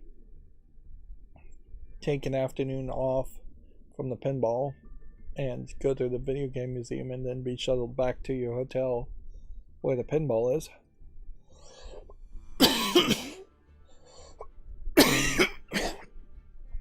Now, see, this is bad. I've run out of water and I've worn out my voice rambling.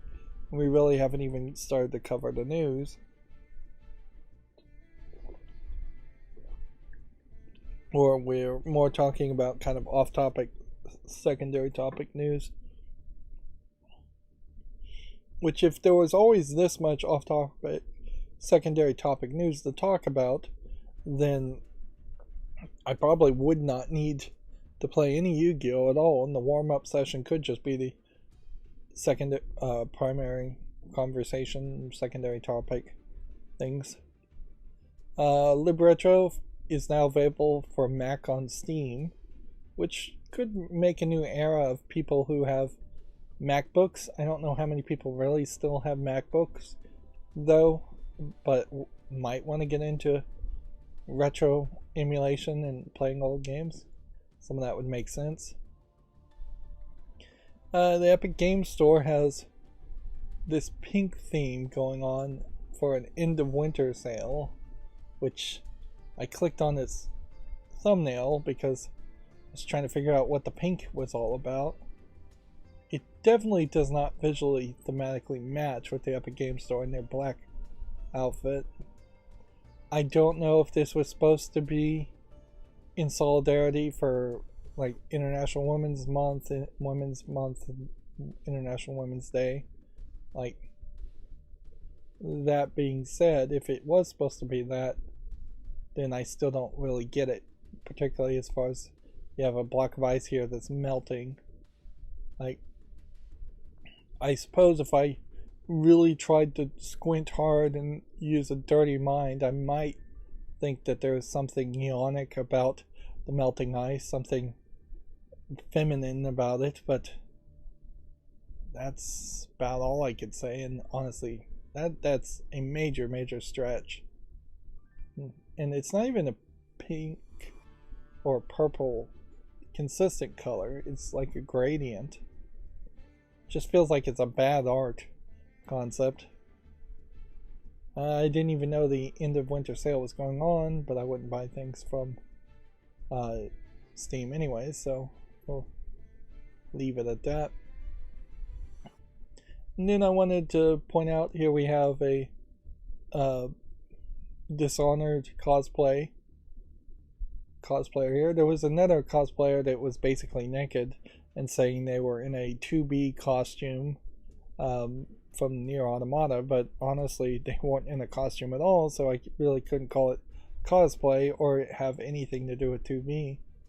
Just the fact that you have a white wig and a certain haircut doesn't inherently make you 2B. This is the Dishonored second character from this Dishonored 2, which I haven't played yet. Outfit looks pretty good. It's got some details and stitching and sewing here, but then you often run into this issue where you have Photoshop effects showing off magical abilities. Arguably, I would like to have seen the tails of this coat and see where the slacks go to more. Dishonored was potentially one of the last games that felt a real need to justify heads-up displays, so they have this man in the iron mask type concept, which they didn't even really explain that well enough, in which you have this metal mask for a heads-up display. Again, you can see some details here. The fake tattoos is iconic to the game too.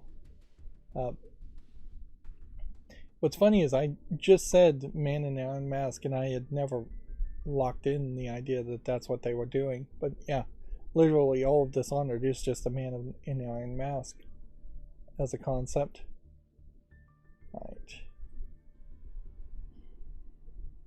Right, so now let's start going through the actual news. We had already talked about some of these articles as far as Video Games Chronicles. There was an update aspect around this Bleak Faith allegation of using stolen arts. They said basically they can't confirm that whether or not the copyright was valid for the animation package that they had purchased. Let's see. In a statement, the studio said it had received the following message from the escalation team at Epic. Pursuant to the marketplace distribution agreement, each marketplace seller represents and warrants to Epic that they have the appropriate rights to upload their content. As with any store that hosts third-party content, however, Epic is not in a position to independently verify such rights, and Epic makes no such guarantee to purchasers of the content. So Epic's washing their hands of it, basically.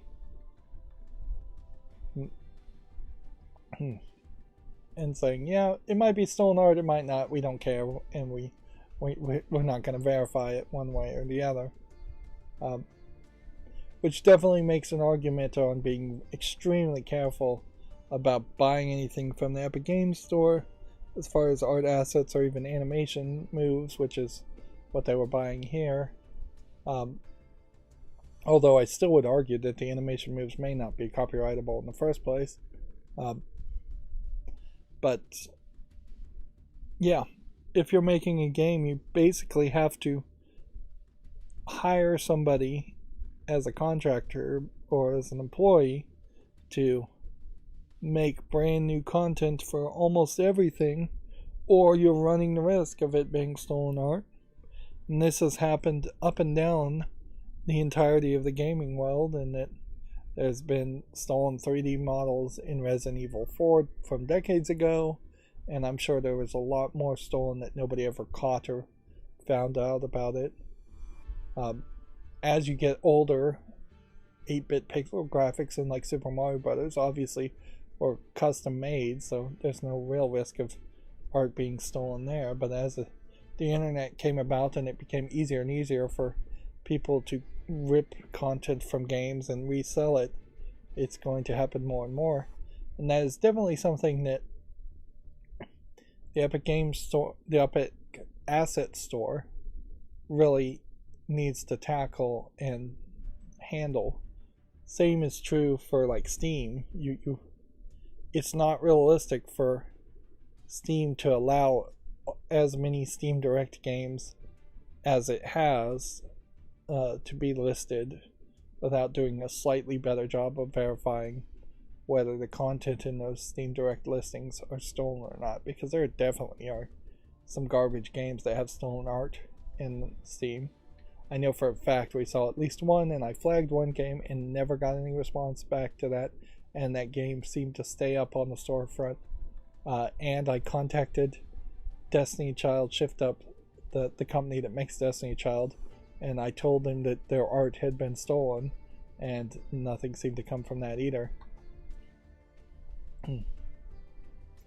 Nintendo thinks Zelda Tears of the Kingdom will justify its $70 price tag, which is basically all they could possibly say, and it's pretty obvious all that Nintendo would say. The second they put out that $70 price tag announcements, they knew they were going to get pushback, and they knew they were going to dig their heels into the ground.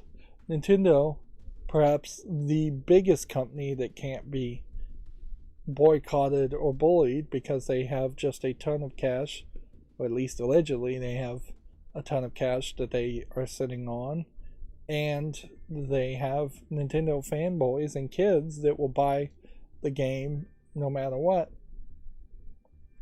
The only thing that would potentially change Nintendo's mind here is an actual successful boycott, which is questionable whether that would actually happen at all.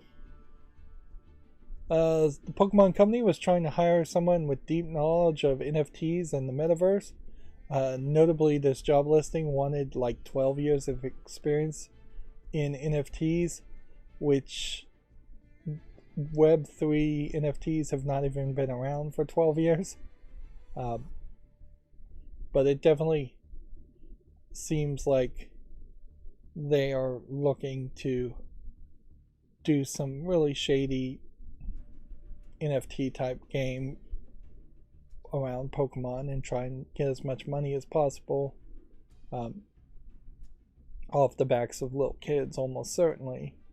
And this is going to almost certainly cause a controversy. Even listing the job listing has already caused controversy, and it probably wasn't worth their effort to try and hire anybody from that realm. If anything, the one thing I would personally have hoped would have happened with the failure of Silicon Valley Bank and several other banks, it sounds like now, I don't know what the true numbers are, whether it's 2 or 3 banks that have been shut down, but one would hope that with those specific banks failing, that would just put a final nail in the coffin as far as NFTs and blockchain startup nonsense. IO Interactive said its next major Hitman game is a little bit on hiatus. Currently they're focusing on the James Bond game, but we will see in a later story, IO Interactive has also opened a studio in Turkey, of all places, after the big earthquake, and with the Islamic Sharia law, I think is in Turkey, maybe not. I'm mispronouncing that word. But yeah, there's definitely a issue there where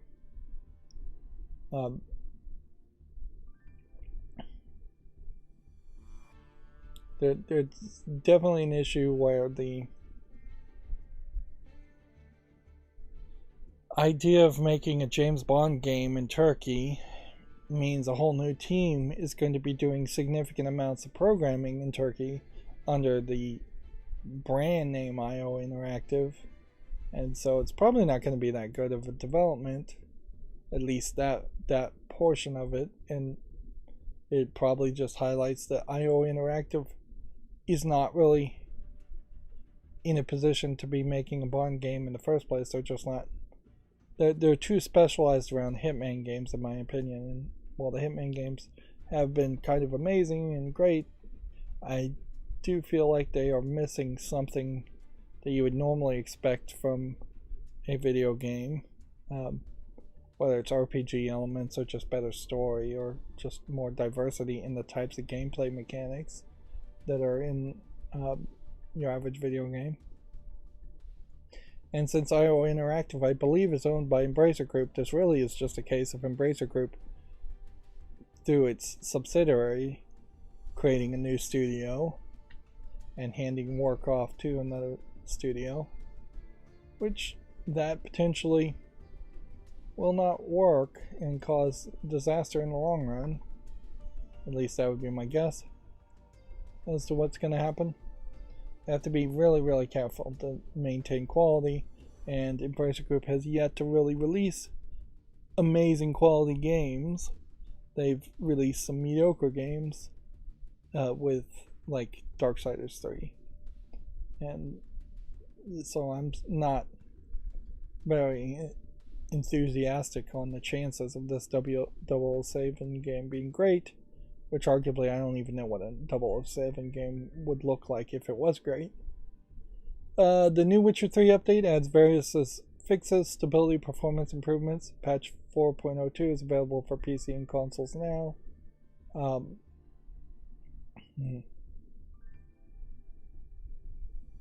Let's see if there's what is listed here, though, as far as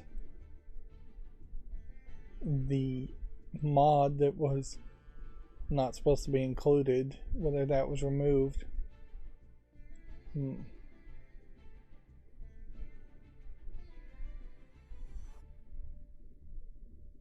Let's see.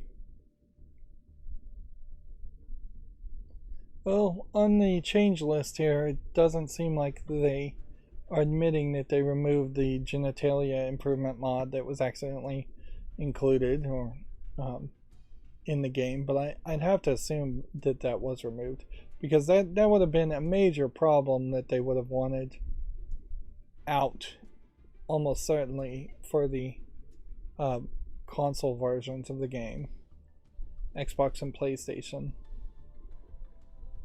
Like, I could even see the patch being slightly different.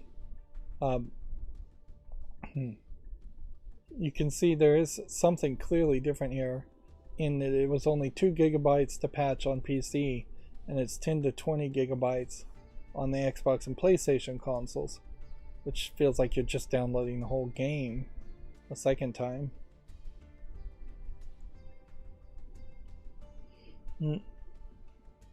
It's weird that you're getting Witcher 3 updates at this point, because it feels like there was years that went by in which Witcher 3 did not get any updates, and I guess they're just trying to update the graphics for improved performance and improved visuals for next generation consoles. They're trying to do a remaster without actually calling it a remaster, which is an interesting experiment, but it doesn't really feel like it's going to work that well. It probably would have been better had they just come out with a Witcher 3 remaster and given free copies of the remastered version to people who owned all the DLC and the first original version of the game. Let's see. Activision insists that Call of Duty Mobile will be supported for the long haul, according to Video Games Chronicles. As somebody who doesn't care about Call of Duty, I will leave it at that. A mystery racing and flying game from EA has been added to the Xbox store. It's claimed the new title isn't the upcoming F1 2023 or F1 23. So, yeah. We'll leave it at that. Neil Druckmann has explained to Video Games Chronicle how Naughty Dog chose its next unannounced game. I know the fans really want Last of Us Part 3, says the studio's co-president, but the second part of that statement, I think, was, but we're already in another project, so it's already been decided.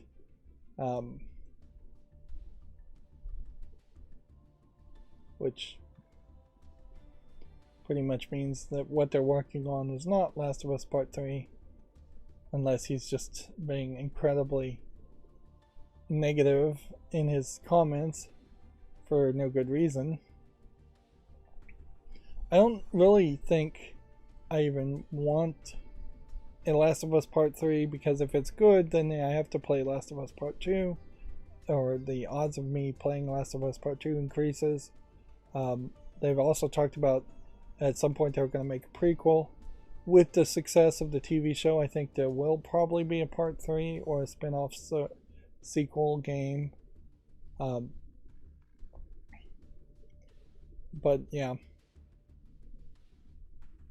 I'm not sure if I really care what Naughty Dog makes next. The only thing I could potentially say is I would like to see the Uncharted games on PC, but we already know they're not going to make Uncharted games too.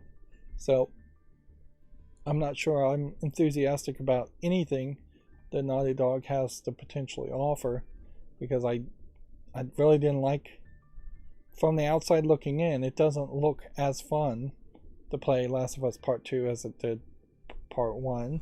It doesn't look as fun to play Uncharted with the two female lead characters, the spin-off game there, versus Uncharted with Nathan Drake as a series. And I don't know what else Naughty Dog has even made.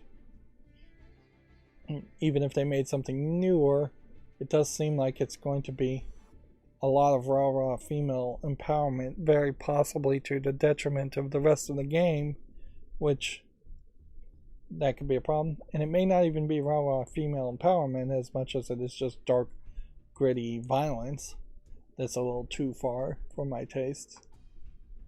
Let's see. The Last of Us season finale broke its own viewership record despite competing with the Oscars. 8.2 million people tuned in to watch the show's final episode, which arguably means that they were willing on HBO Max to compete directly with the Oscars. And the Oscars definitely was trying to have a lot of buzz after this year, after the Will Smith slap of last year. But I don't know if that many people really watched the Oscars, because Oscars is frankly boring, and the number of movies people actually went to the theater to watch in the last year is probably very, very few. Like, not that many movies in theaters. The people winning the Oscars are mostly Brendan Fraser, and in the movie The Whale, which I don't think most people would have wanted to watch, and Everything, Anything, Everything All at Once, which is also too artsy of a movie for people to watch. There really weren't any kind of like good old-fashioned salt of the earth type action movies. No Tom Cruise movies, nothing like that could even have been mentioned to bring people to want to watch the Oscars. It all was very high art, and yeah, that's just gonna increasingly have decreased the interest in the Oscars. Yeah, in the last year I can't think of really a single movie that would have been a big action movie. No Marvel movie, no Disney movie type thing that would have done for your consideration options. Or no Star Wars movie. Nothing that would have been a big draw for your average movie viewer. Let's see. Moving on, Video Games Chronicle says Star Citizen's fans react angrily as the biggest update yet launches with widespread issues. The game has been in alpha since 2015 and crowdfunded for over $500 million. Yeah. Alpha version 3.18 was ridiculous that you would have an alpha version above 0.99. Star Citizen is one of these projects that's probably even a better example than something like Yandere Simulator, which that's more of a niche game being programmed by one, I think, kind of crazy in the way he does things programmer.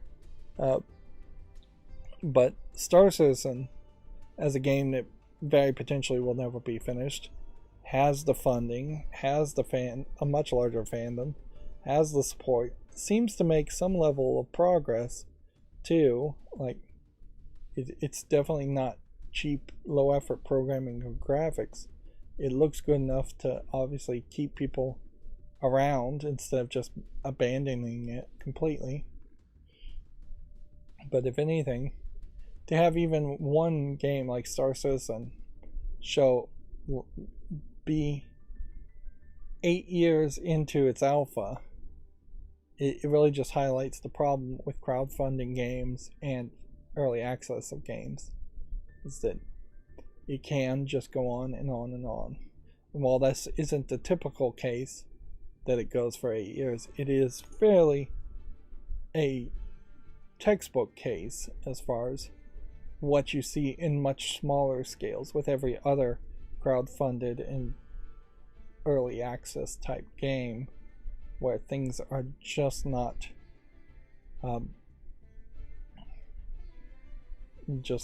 like ever visible. What am I trying to say here? I'm losing my train of thought. It's been one of those days.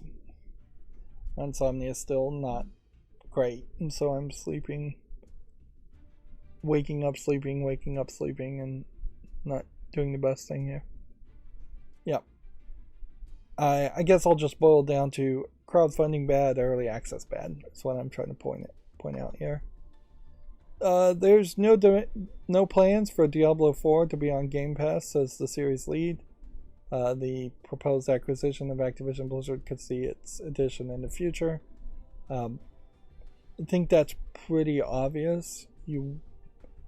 If you were to put Diablo 4 as a game as a service experience on Game Pass, then it would become this kind of unique exclusion in which you would need to have Game Pass to continue to play it.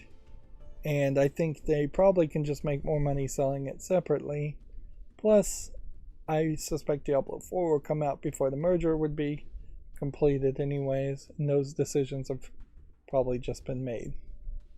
What would be more of an interesting twist is if the Activision Blizzard merger happened and then something like Diablo 3 was given out on Game Pass, and then you had like direct competition against yourself, and I don't know why you would cannibalize your sales like that, but it's a possibility. Eventually you will almost certainly see all the Activision Blizzard games come to Xbox on some other way, Game Pass or Xbox on Windows.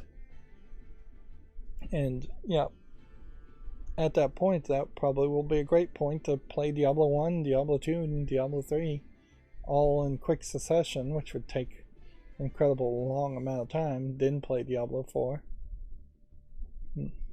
I would probably want to space that out so that like 1 year you get Diablo 1, then maybe 6 months later you get Diablo 2, and then maybe 6 months later you get Diablo 3, and then 6 months later you get Diablo 4 on Game Pass. So that would be 2 years after the launch of Diablo 4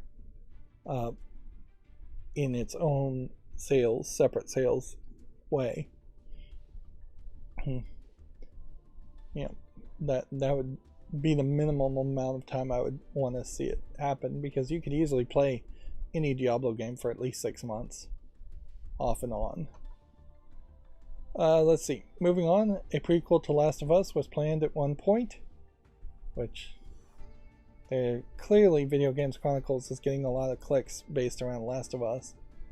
This character's hands, I know they're further back, but they seem fairly small compared to her head, because she's like holding her hand right next to her neck and face. Yep, animators, 3D modelers, not really getting the size quite right. If anything, maybe her hands should be a little bit bigger too. Inherently, in playing a video game, though, you're usually just looking at the back of the heads of characters and not their hands very often. Or if you are looking at their hands, you're doing it from a first-person perspective, so you really don't get that anatomical comparison. But yeah, that definitely seems off scale. They really just want to talk about Last of Us non-stop. The System Shock remake has been delayed until May. It's still unknown when the console versions of the game will release. This is the remake, not the remaster. which maybe the remaster is already out and I've just forgotten that, or maybe the remaster is still in development. This whole announcement and release of System Shock having both a remake and a remaster by two different companies seemed very much fraught with just poor planning in the first place. If anything, I think you probably would have wanted to make a remaster first and then secretly make a remake while the remaster is being released, and then at the end of the remaster say a remake is in development, and do like a surprise announcement at the end of the remaster as like a end credits teaser trailer. That would have been an amazing way to announce it, instead of announcing both and then having both be, I think both were delayed at some point and multiple times probably at this point. Moving on, Square Enix shows off its trailer for a Symbiogenesis NFT game, says it will have 10,000 characters. The publisher claims that the collectible artwork will meet real-world game utility. Which, okay. Let's see what this teaser trailer looks like. Are you going to play the video? Well, it looked like it was going to play, but then it decided not to. Okay. I think it's probably, this is a trailer that's going to show a lot of flash and promises and not really mean much of anything. At first glance, it looks like what this could be is a kind of Final Fantasy style world, and then each monster maybe you fight is an NFT, or each building or each character you design. That is definitely the definition of a teaser trailer, though, not showing us much of anything. Microsoft has announced yet another 10-year partnership to bring Xbox games to the cloud service Boosteroid, which is something I've never heard of, but it does have an interesting little Star Trek Enterprise type design to it. The deal will include Activision games like Call of Duty should its acquisition be completed.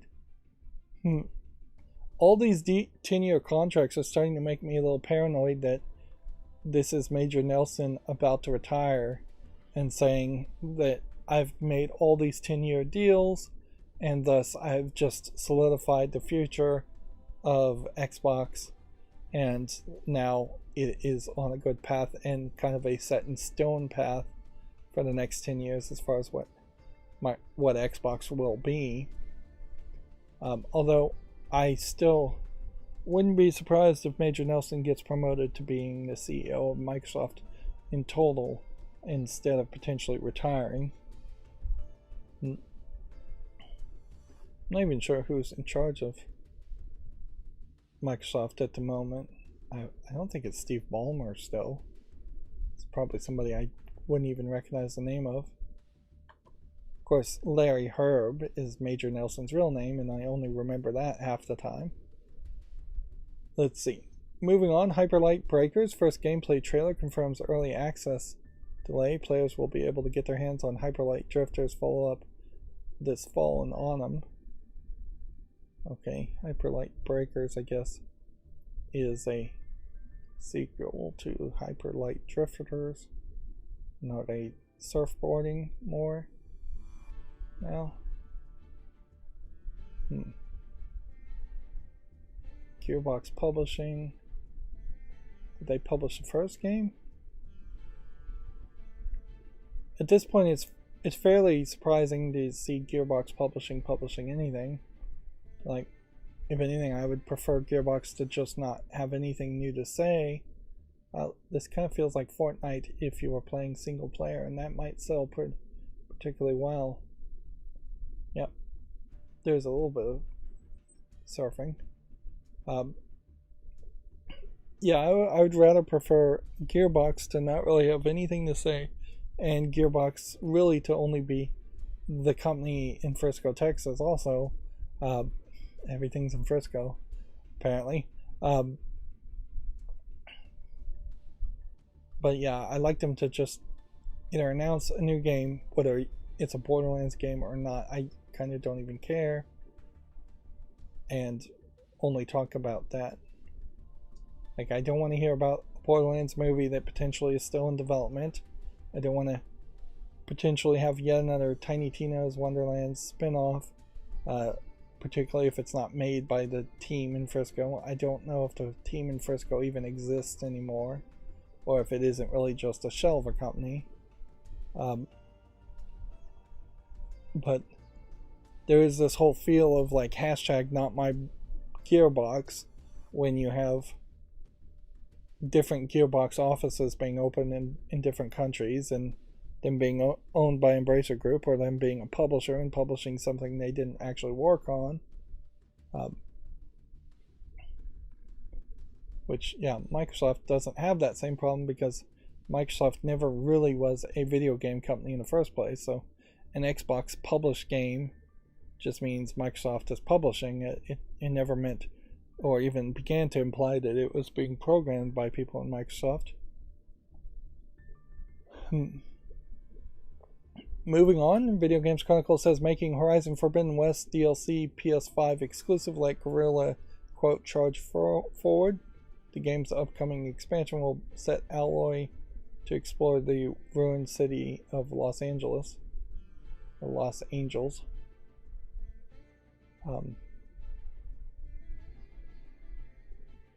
Which, okay. So they've just abandoned the PlayStation 4. If I was a person who bought the PlayStation 4 on day one, I'd be fairly upset around that news. And I imagine this news is just going to keep on happening, where you start to see only PlayStation 5 people getting DLC, or only getting upgrades to the visuals, and just not really that long of a life for the PS4, particularly considering how, while there are exclusives for PlayStation games, it's not the biggest of collections as far as games go that you would really play on a PS4. I can't help but think for every one PlayStation game a PlayStation fan plays, there's probably 2 or 3 Game Pass games that get played by an Xbox fan. Let's see. The latest PlayStation 5 system update fixes a Discord voice chat disconnection issue. A Modern Warfare 2 free multiplayer trial will follow this week's Season 2 Reloaded update. Check out that article if you're interested in that. I really need to move forward quicker. Hogwarts Legacy has already topped Elden Ring's lifetime sales in the UK, and it will reportedly surpass LEGO Star Wars The Skywalker Saga by the end of the week. Which, if anything, that just highlights that LEGO Star Wars was even better, more popular than Elden Ring. It's not super surprising though. It's almost unfair to make the comparisons, in that Hogwarts Legacy has the entire legacy of the Harry Potter series and name recognition, and LEGO Star Wars The Skywalker Saga has both LEGO and Star Wars as far as name recognition, where Elden Ring is just a straight up new game.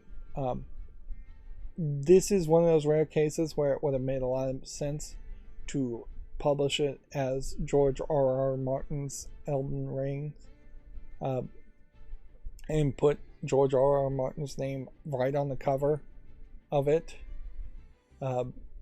That would have probably sold Elden Ring a little bit more, but inherently you also have Hogwarts Legacy, which is a much more kid-friendly and just average gamer-friendly experience, and LEGO Star Wars, which is super kid-friendly gameplay experience compared to a Dark Souls-esque super difficult experience that is always going to be a more of a niche style of gameplay. Regardless, we cannot deny that Hogwarts Legacy is super, super popular. And so if there was any real hate for Harry Potter in the UK, due to the creator, that hate is almost certainly not affecting sales. Arguably, UK citizens kind of love to hate things and love to be bitter and argue about things. And let's face it, who doesn't in any country? That's pretty much a natural human response. But yeah, these controversies are not stopping sales by any means. Arguably, I wonder if it isn't more of a case that the BBC brings on too many of the same people who repeat the same thoughts on multiple shows, and so it feels like the opinion of the British and the UK people is more one way than it really is.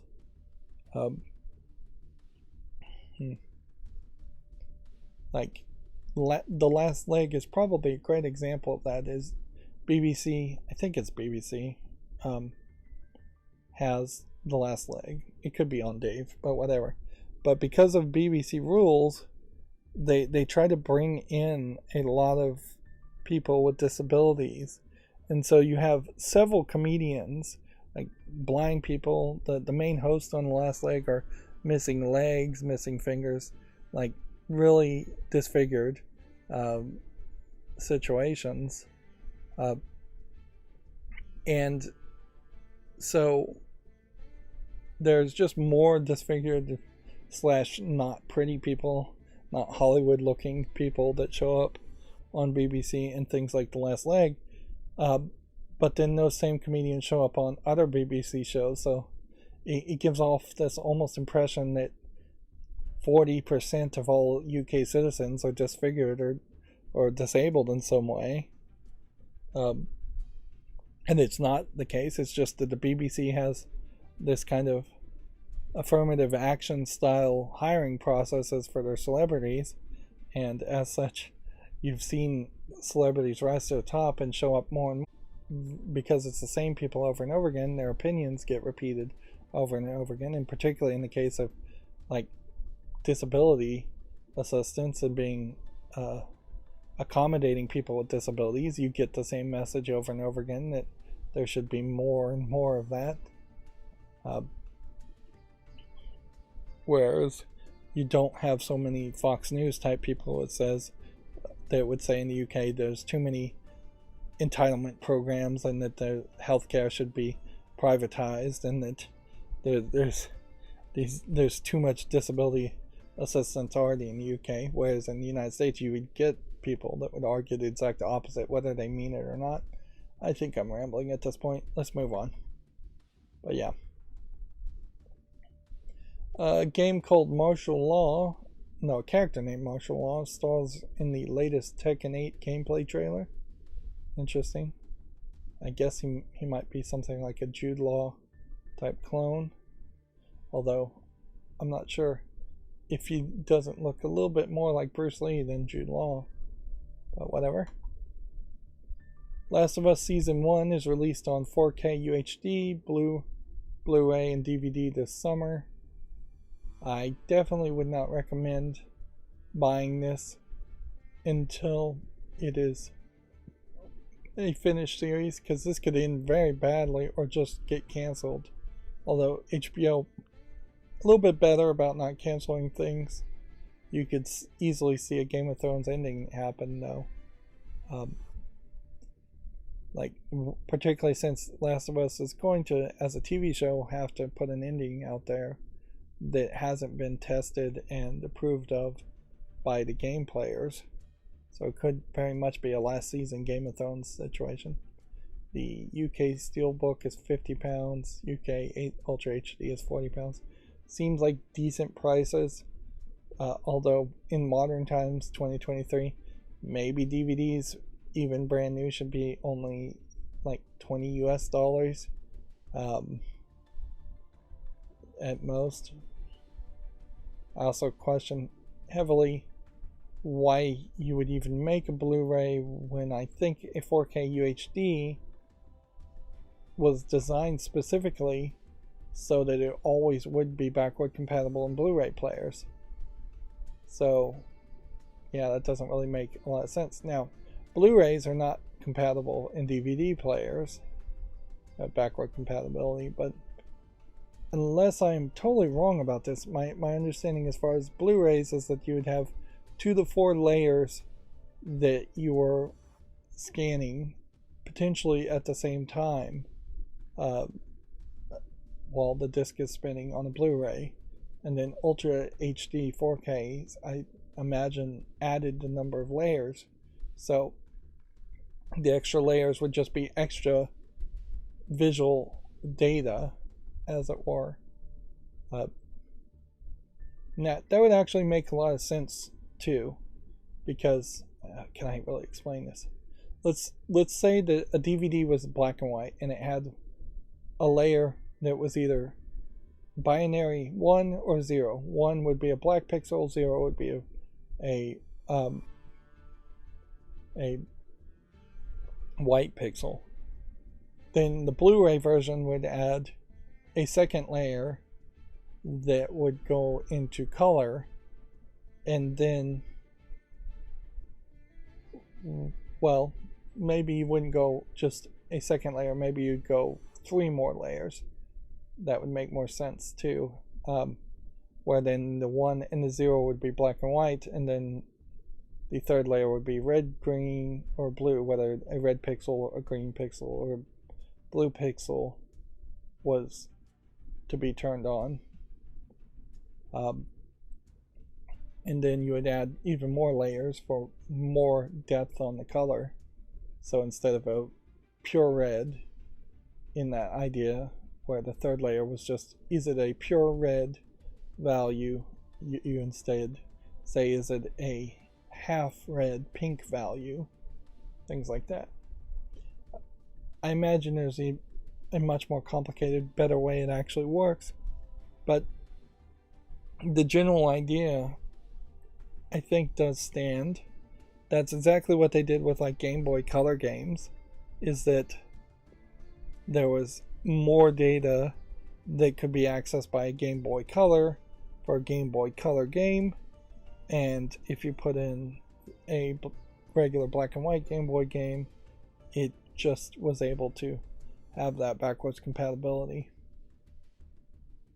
But yeah, I don't see a reason why you would make a Blu-ray version of any game or any movie at this point. 4K Ultra HD all the way. I do want to buy a 4K Ultra HD video player at some point.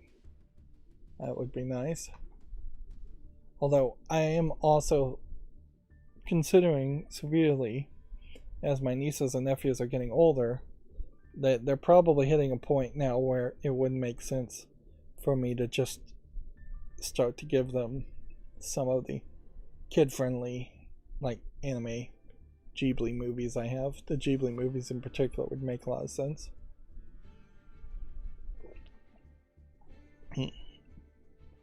But yeah, I don't know if there's really a justification to keep things on the shelf when I'm not going to sit around and watch them myself.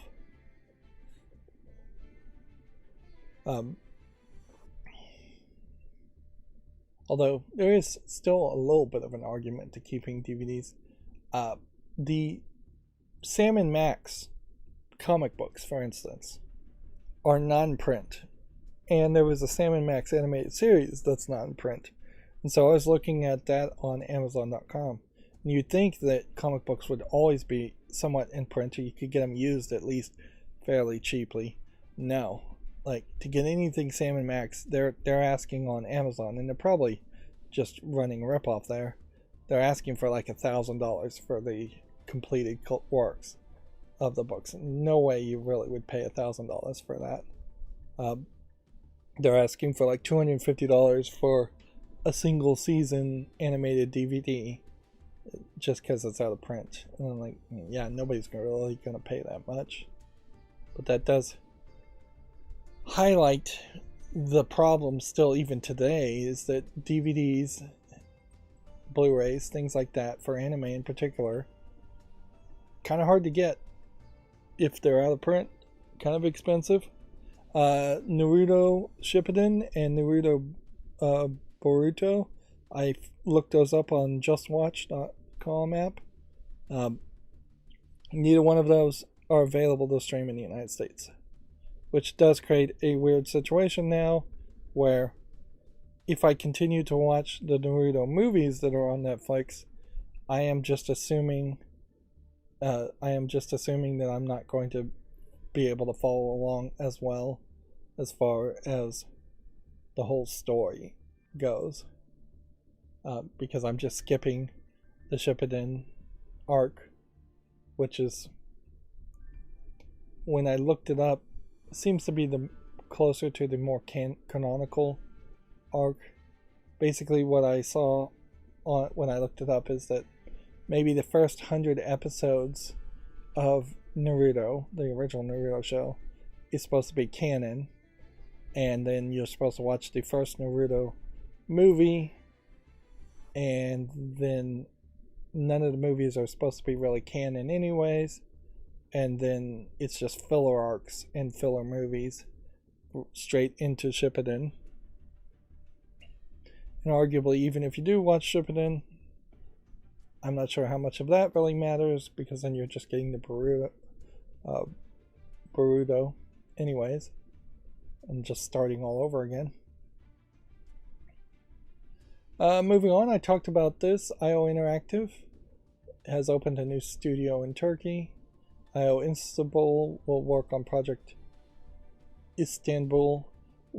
Project 007, Project Fantasy, and Hitman, the developer says. So it's a new studio that's supposedly supposed to have programmers come in and program big projects, and I just don't know how that really is going to happen. It definitely, to me, seems like that's not really going to work. And yeah, maybe I'm just a jaded, xenophobic United States citizen, but I just don't see how an Islamic country under Islamic law is going to have people who can freely express their creativity. I'm not going to say that people in Istanbul don't have creativity. I'm just saying that they cannot freely express it. Plus, at a certain level, they probably don't even consciously let themselves think of creative things. I don't know how they can be real artists under such a strict censored lifestyle and strict censored lines of thinking. And this is certainly what I have seen in the United States when you see extremely religious people, is that they tend not to be able to think of anything new or creative outside of Christian dogma, Christianity in general. Like, you see it with the VeggieTales characters, where that's supposed to be a kid-friendly, good Christian cartoon, but the vast majority of it is really just respouting things that are already in the Bible. You see that with Bible Man. Supposed to be good, not good. Spouts mostly what's already in the Bible. Like, there is no example opposite to that I know of, where things are new and creative. The closest one probably would be like I think it's the Anastasia movie series. Might be the most Christian-based company that does something slightly creative and good quality, or something. Now, you can't really say like Passion of the Christ or God's Not Dead. I mean, that really is just spouting things that are already in the Bible too. There's just nothing close to, let's tell a new story with a new character, let's go in a different direction. Like, I think you really just, when you are in a culture that is particularly in Islam, you're praying 3 times a day, 5 times a day. I don't even know how many times. But like, when you are constantly mentally praying or thinking about your religion, you just aren't going to have the mental space to make a James Bond game. But maybe that's not what this this is all about either. Maybe this is just straight up support grouped and all they're going to do is program and do code and they're not going to add any creative input at all. That's very possible. I don't know where they get the programmers for. I wouldn't be surprised if all of a sudden you start to see like foreign workers being brought into Turkey to man a programming company. Workers coming from, I don't know, China, India, something like that. There definitely have been in the UAE accusations of foreign workers being brought over as slave labor effectively, and you might see some of that, although programming is probably not going to be very conducive to that idea. But yeah, I definitely would not open a new studio in Turkey at the moment with the big earthquakes. There is also a question that maybe this was opened as a studio due to bribes or corruption of some sort, and that's why it's happening in the first place. Good news for Turkey from an outsider looking in is it does seem like the competitor to the current Turkey's president is winning by 10 points, but I don't know if that means anything, really. Like, I wouldn't be surprised if we still end up with the same person in charge, or the same people or type of people in charge in the next election. Anyways,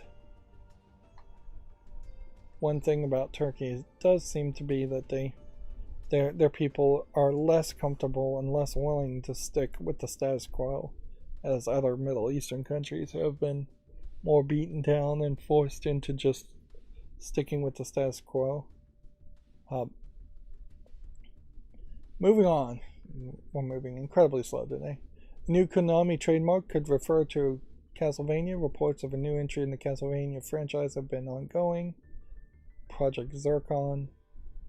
Yeah, could be. Might not be. Who cares? It's baseless speculation at this point. The FTC has finalized its order that Epic must pay $245 million to consumers over unwanted Fortnite purchases. Epic will pay a further $275 million as part of a separate penalty to the FTC. What was the penalty actually for?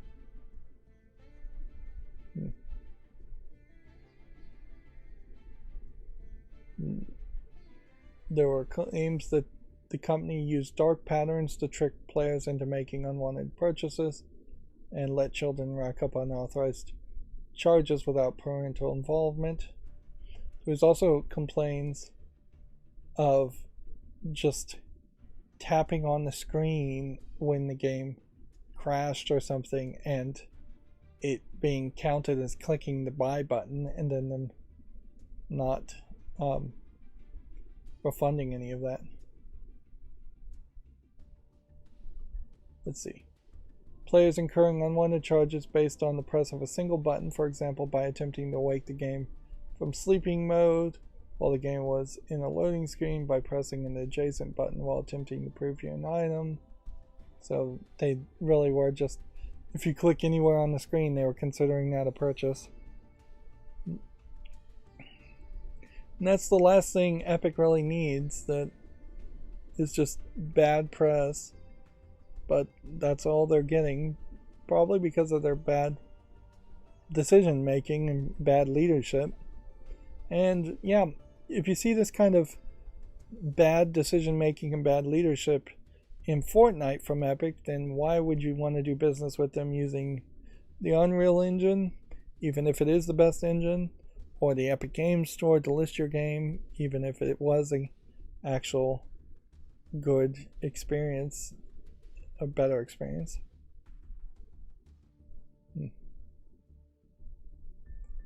Let's see. We accepted this agreement because we wanted Epic to be the forefront of consumer protection and provide the best experience to our players. That is a heck of a spin there.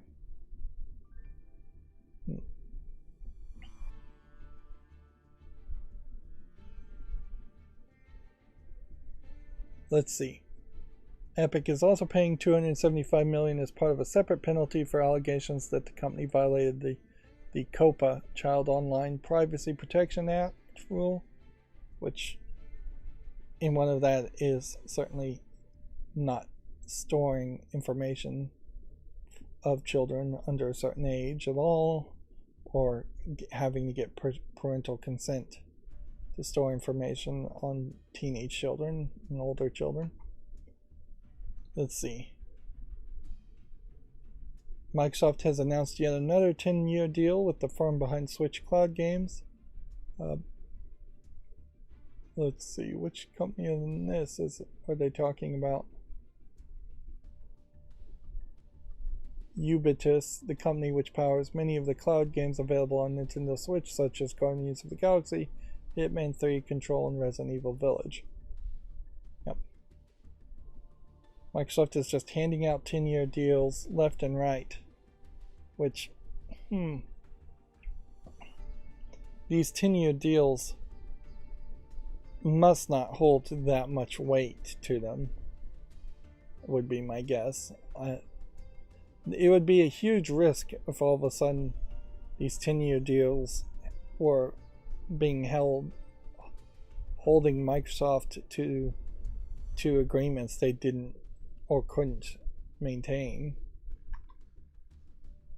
Moving on, Gamescom claims company registrations are up 10% year over year, promises major companies return. Attendees can look forward to one or the other major companies that was not present last year, which, if anything, this just implies that Microsoft, Sony, or Nintendo is going to the German Gamescom, which there is a slightly different argument towards having a presence at Gamescom, because then you're in Germany and you're getting the European audience.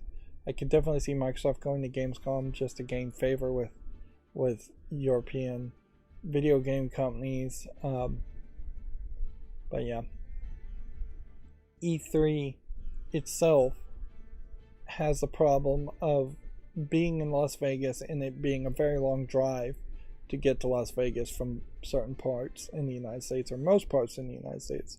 You're not going to get there in less than an hour if you're not in Las Vegas to start with, or you can fly in too. But whereas Gamescom, being in Germany, is right in the center of Europe, and so it really would just be an hour or two drive to get from, say, Spain to Gamescom.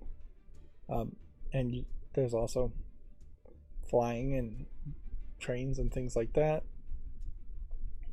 So you get a higher density of actual gamers going to Gamescom than you would E3, from when you compare it to the square footage or the different numbers of countries you're covering, I bet. Let's see. A Valve says that making the OLED Steam Deck would make more work than people assume. The company understands the limitations of the current screen. I thought there was an OLED version already. This is what a key Valve developer has said. Pierre-Louis Graftias. Which honestly, anytime anybody at Valve talks, I just assume that they're lying as much as they're telling the truth here. So now I guess what it is they're all LCD screens, but there's just a better glass on the front of the higher quality LCD screens.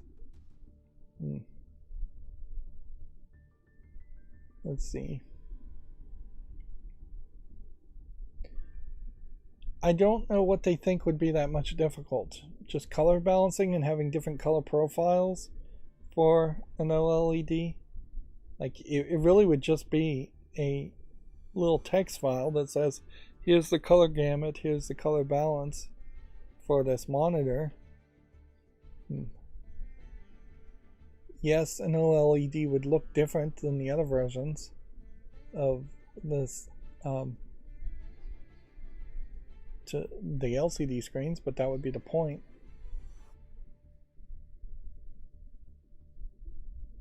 Let's see, we've already made improvements to the battery life between the time of launch and now. We've made it possible to play refresh rates at 40 Hz while we're working to give users more control over how long their battery lasts. So that they're more focused, or this guy is more focused on lower refresh rates at 40 Hz, which is pretty low for battery savings. There was a new competitor that came out to the Steam Deck that has basically a mini PC in it, and I think it's way more expensive, and it probably doesn't have that much better battery life, even though it has a bigger battery in it, and it gets rid of the touchpads. But it definitely felt like this was the first device that had been designed after the specs of the Steam Deck had been announced, and feels like a real competitor. Although inherently you are running a PC there that wouldn't have the same support for SteamOS. So you probably can get SteamOS on it, but it probably won't ever be as optimized. So yeah, we almost certainly will need to see some updates to a Steam Deck 2. I don't know if LED is really justifiable. But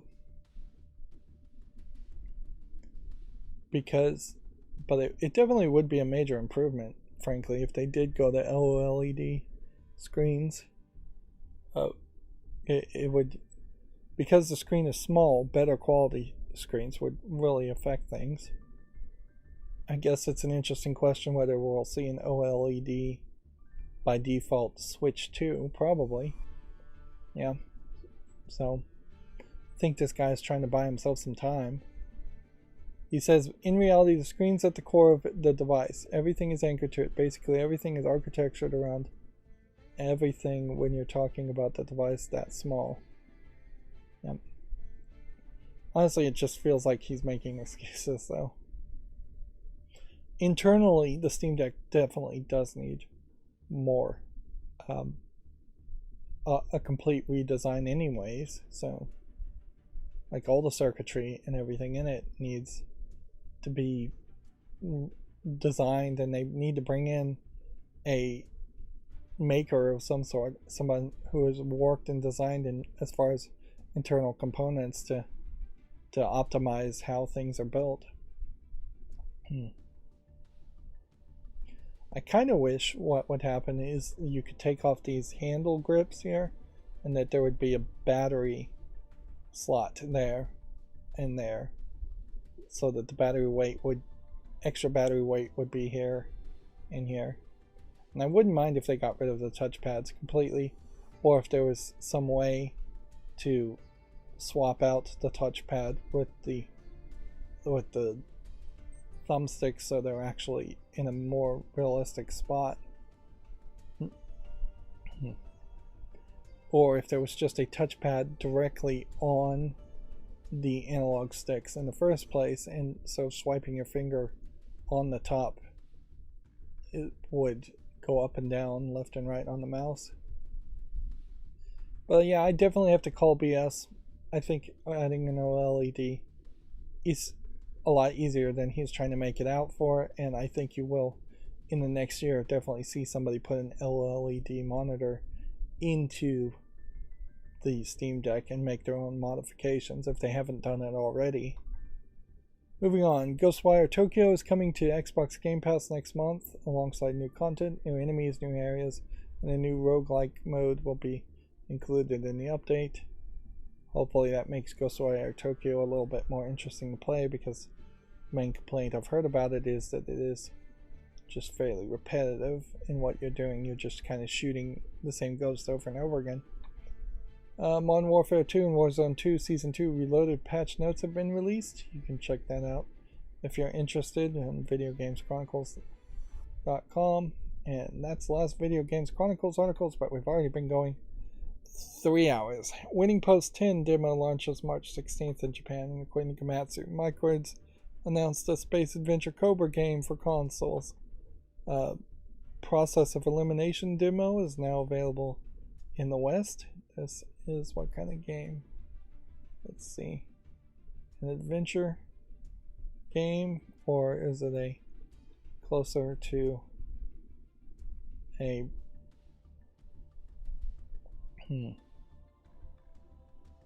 Among Us game.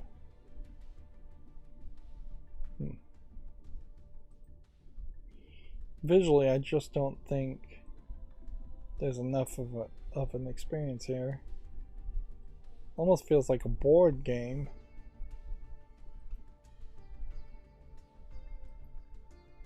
Even if this was an Among Us game, it doesn't seem like it looks particularly well. Maybe what this is a process of elimination, in the sense that they have different visuals and you're trying to guess who is the killer based on what they look like. Or maybe they have different stats. Yeah. Otherwise, I am just very confused. And this art style, clearly not the main gameplay art style. NCSoft has announced a real-time strategy game, Project G, for PC and mobile. Project G Encounter. That sounds like a very generic name. And yeah, doesn't look amazingly interesting either. Yeah, I'm in a real bad position now where I just need to rush through all of this. A mobile game called Sin Chronicle is going to end service on May 31st. Seems like we are increasingly seeing a first generation of mobile games losing service, particularly if those mobile games are being made by people like Sega that got late into mobile gaming or have other sources of income other than mobile gaming. Dragon Ball Xenoverse 2 DLC Hero of Justice Pack 2 and free update teaser trailer is available if you want to check that out on Gamatsu. I don't know what version of Cell that is. First-person survival horror game Shame Legacy has been announced for basically everything except for Switch. Shame Legacy is an interesting title, at least. Overall, though, it kind of feels like it's just a horror game. Could be good, could be bad. The System Shock remake is delayed to May 30th for PC and then later for PS4, PS5, Xbox One, and Xbox Series.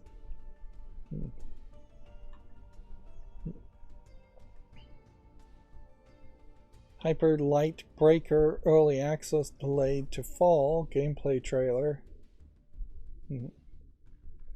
Already talked about that.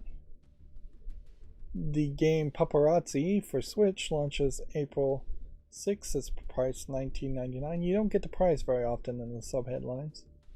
Taking photos of dogs as an open world game sounds interesting. Somewhat. Earth Defense Force 6 DLC Mission Pack number 1 Lost Days has been announced. So we're getting DLC for the most recent Earth Defense Force game. Still visually not polished enough to catch my attention. I really wish with the next Earth Defense Force they could somehow have the budget to really step it up as far as the idea of fighting giant insect monsters. I mean, it's a decent thought. It's a long-running series. All they need is just a little bit more polish to bring in potentially a new audience and more advertising overall.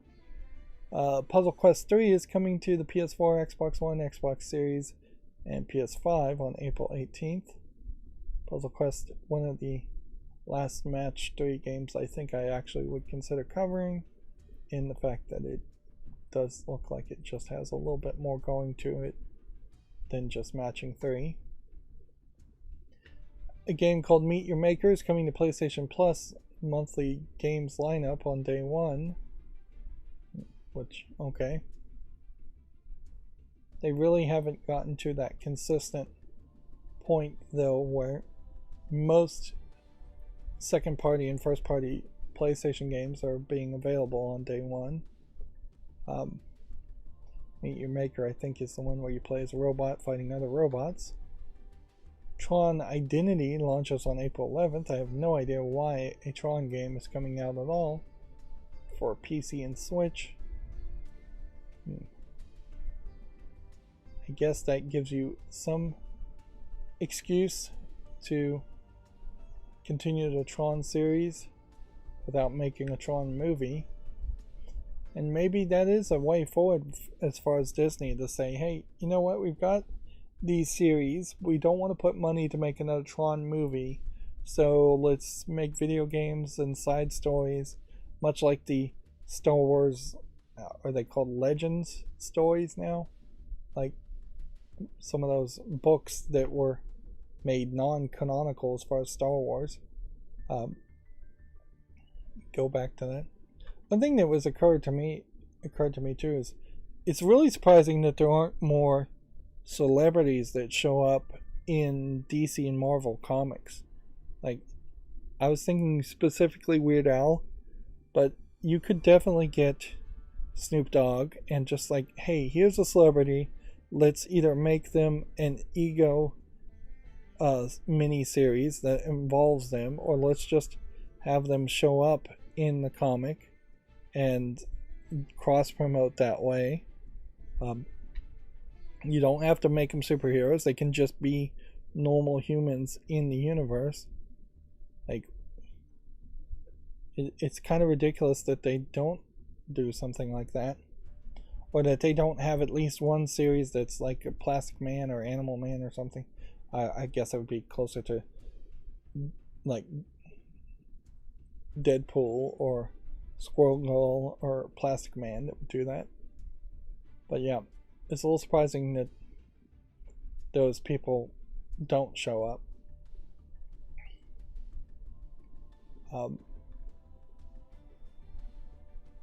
Okay, we already talked about Tekken 8 Martial Law gameplay trailer. Duck Upon Kingdom Connect launches May 9th in the West. Yeah, I wonder if I really have just hit a point where I need an adult, I need a teacher to just keep me on track and not ramble so much. Oh well, I mean, I'm not going to have that, so some streams will just go long. But it does really suck to fall so far behind. Maybe I should have specific timers. That would be the real solution there, is just have an alarm that says at a specific time, drop the subject, and move on to the next subject. It would have to be almost like an auto starting timer. But yeah, maybe there is a plugin for Firefox that would say when you're on a tab, start a timer, and when you're off that tab, stop the timer and restart it when you go back to it. That might work. Although then you would just have a clock somewhere counting for no good reason. Let's see. A game called Vernal Edge. Vernal has announced physical editions for the PS5, PS4, and Switch. Do we know what kind of game this is? Adventure action game. I don't want to watch the trailer, but you need to just to figure out what it is. Okay, it's a platforming dashing game with hack and slash elements. Doesn't look like it is inherently too difficult of a type of game, like a frustration platformer. It looks like it has some Metroidvania elements and spells and things like that.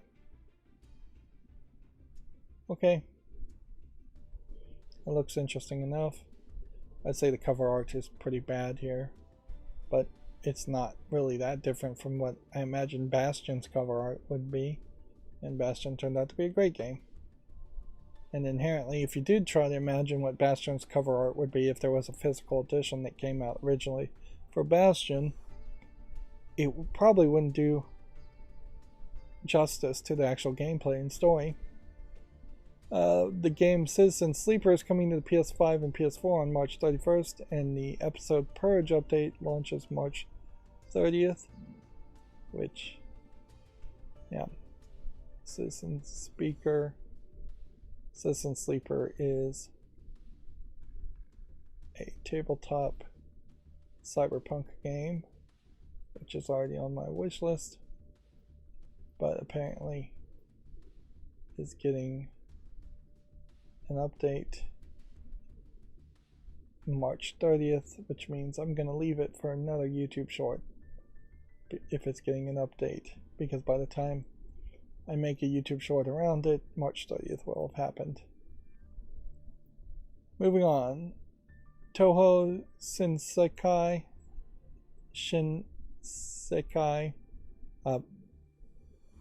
Longing for an Alternate World launches July 13th for the Switch in Japan, July 14th for PC, and later for the PS5 and PS4. Noticeably not caring about Xbox. This is yet another Toho game, although this one seems to be more of an RPG game instead of a side-scrolling bullet hell shooter, even though it does seem to still have some of that. This might be a Toho game worth playing, if any Toho games are actually worth playing, which is always the big question. Like the whole Toho project concept, you need to look at behind it and try and figure out if there is actual fandom behind it and if there's actually a backstory behind it. A game called Cannon Dancer Osman for the PS4 and Switch launches April 13th in Japan. It is a side-scrolling platformer, and all they have is the giant collector's edition announcements, which this is a lot of the same artwork to be promoting. The Famitsu review scores for issue 1789 are out. Let's see what they got. Atelier Ryza given a 34 out of 40, so Atelier Ryza 3 maybe not as well not as well received as Atelier Ryza 2. It said the clear time is about 30 hours without side content, or 60 hours including everything, which arguably is fairly short for an Atelier series, which actually gives me some hope to potentially play the Atelier series, because I was thinking all the Atelier series would be closer to 200 hours to have a real experience. Bayonetta Origins, Cereza and the Lost Demon, given 32 out of 40, which is definitely above average, respectable price score. Video Games Chronicle was scoring at 3 out of 5, which isn't really much of a review there, and I don't really care about Video Games Chronicle's reviews as much as I give credit to Famitsu's reviews. So four Japanese reviewers thinking it's 8 out of 10. Not amazing, and in a lot of ways I still have to question whether Cereza and the Lost Demon really was just supposed to be extra content added to Bayonetta 3. And I'd like to get a detailed review as far as the story and how people feel about it more as more reviews come in. Gal Guardians, newly renamed Gal Guardians Demon Purge, was given a 28 out of 40, so not particularly amazing there, pretty low score. And then Super Deformed Estation Kamen Rider Rumble was given 29 out of 40, which is about average as far as the score. What's interesting here, we're starting to see more notes from Famitsu, or from Komatsu taking it from Famitsu, as far as the average playtime is about 15 hours. But yeah, that is probably helpful to get the average playtime. Although when I play games I tend to take twice as long anyway, so a 60-hour game could be an hour and 20-hour game. Atelier Fallen Rise from the Dust gameplay reveal trailer is available. Atlas Fallen, not Atelier. This doesn't have anything to do with the Atelier series. One of the things that I really think I'd like to see. Oh, I've lost the entire thought pattern there.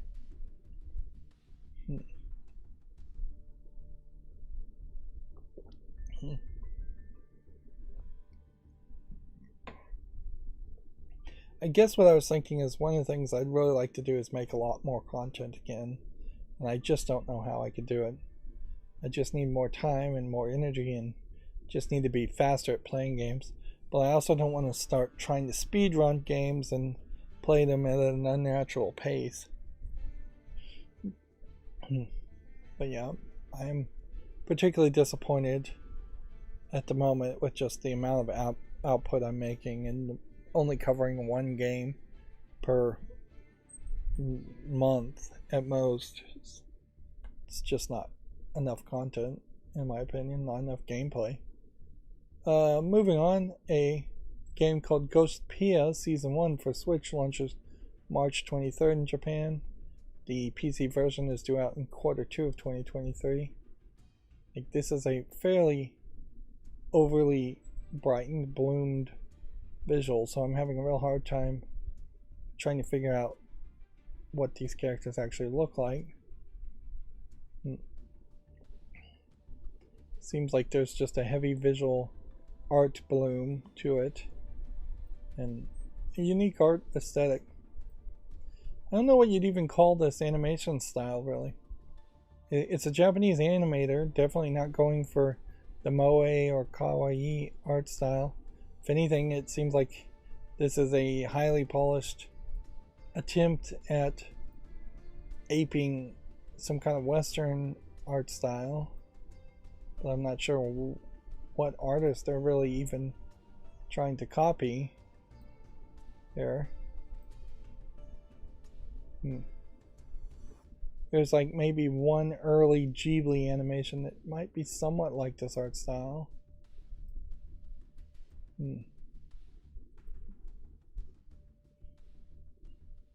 But yeah, I don't even know what I'd call this.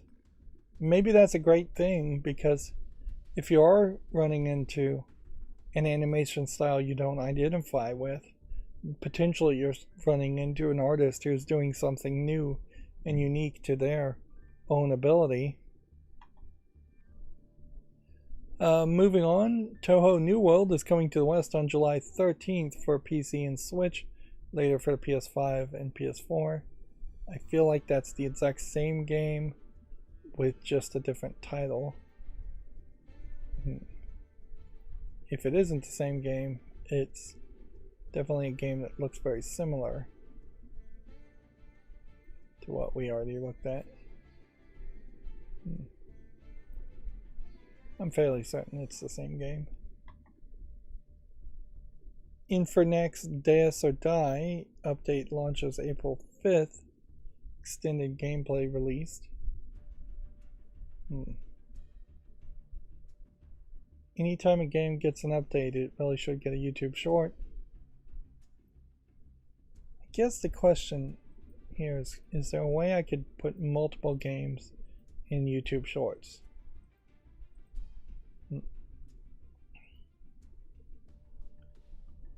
If anything, this shouldn't be on the follow list. This should be on the wish list.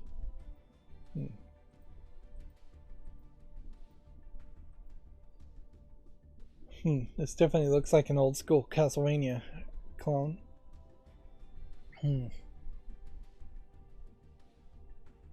I could certainly slap all the YouTube shorts together and make one long video. I don't know if there's any real reason to do that though, instead of just making a playlist. Because what am I adding content wise or creativity wise that way? It just doesn't make much sense.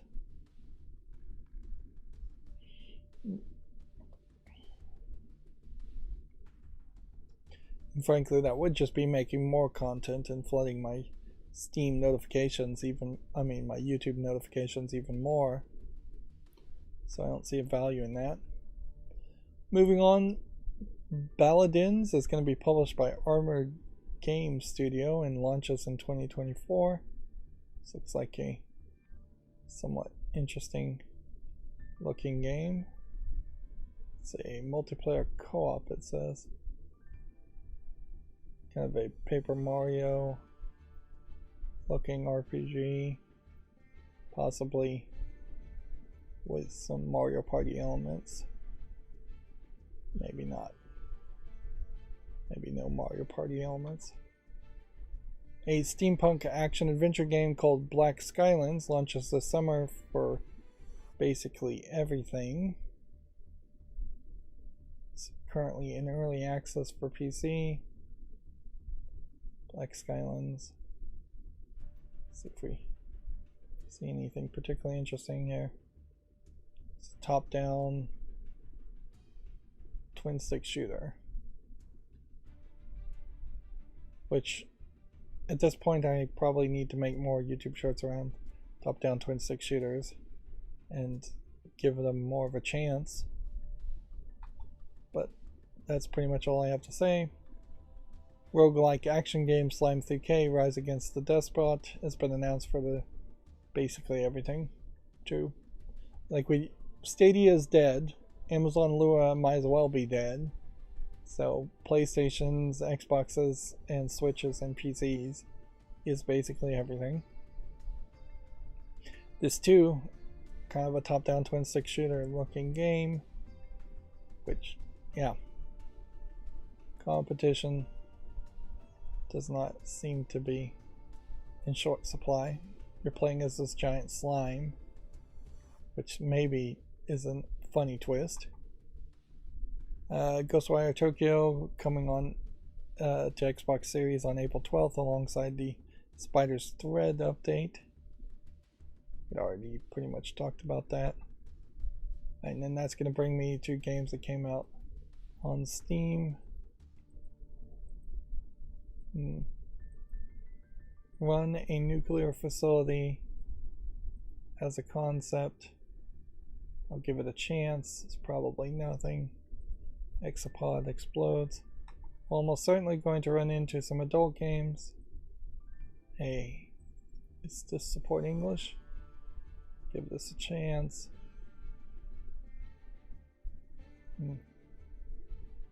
Mile High Taxi, is this an adult game?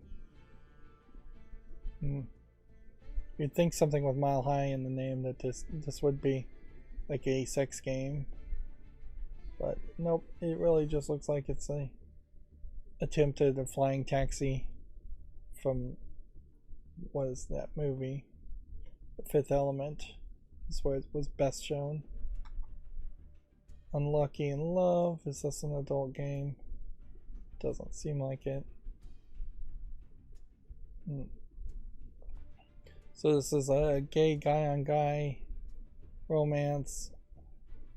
Or nope, that's a girl.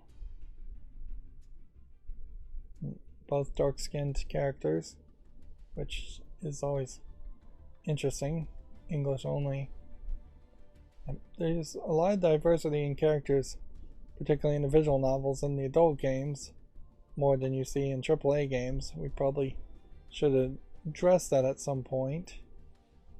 This looks like this might be something.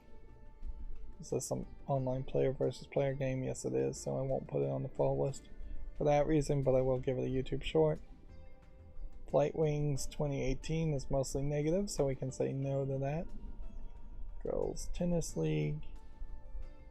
There still really isn't a tennis game that's super successful on Steam. Yeah, we have an adult game.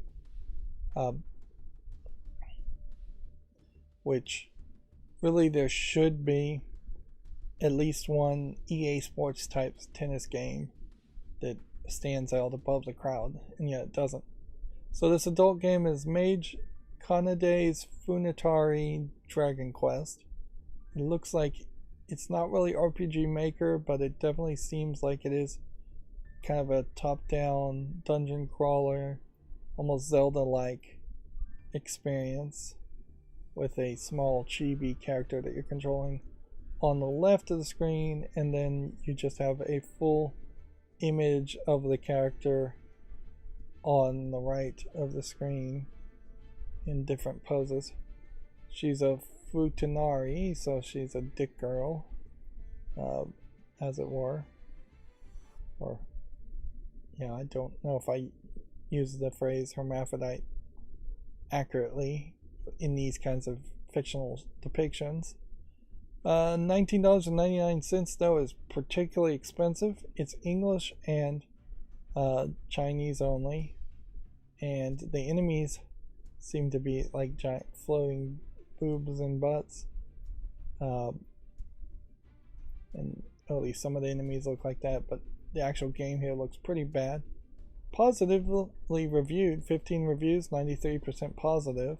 So for what people are looking for, I think they're kind of liking. And I do have to kind of applaud the fact that there is actual like attempt at gameplay here versus just a slide tile puzzle game. But that price tag is too high and the polish is too low. Next we have a game called the Pharaoh's Labyrinth, which we can just immediately dismiss for the graphics being too simplistic looking. The Longest Dungeon, I think we can skip for the graphics too. Dive into the Abyssal World, I think we have to skip too because the screenshots are just too similar and there's just not a lot being shown. Delete after reading. I'll give this a chance because I'm trying to burn through things really quickly. I'm going to give a lot of things chances today. Next we have a game called Threesome Puzzle, which is just a flat 2D anime girl or anime girls, a slide puzzle aspect. Yeah, does not look like anything. A game for 3 people, so apparently 3 people are supposed to be doing the slide puzzles at the same time. Looks like there's barely 2 or 3 images. It's $1.39, so the price is much better, but the actual gameplay element here is pretty low, and even the screenshots aren't really showing anything amazing as far as the nudity and adult content. So nothing there particularly intriguing. Same could be said for the Puzzle Factory, just low effort puzzle games. Terminal Velocity Boosted Edition. I'm going to put this on the fall list because there is some relevancy to this game. I remember this game when it came out, not the boosted edition, but the first version of the game. That being said, it may not be that relevant nowadays. Chibi Ninja Shinokun, Treasure of the Demon Trove. I'll give this a chance, although it's probably not the kind of game I want to play. Skip can be skipped because there's just no characters being shown. Before the Green Moon, I'll give a chance to.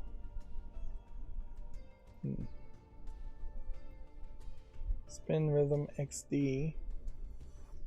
XD as a phrase was, I think, used a lot more in previous years, and I'm not sure I ever really figured out what it means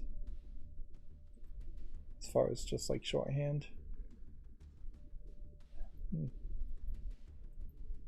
Animals. English language not supported, French only. Alright, well, I'm going to say no to it then. Hell of an Office.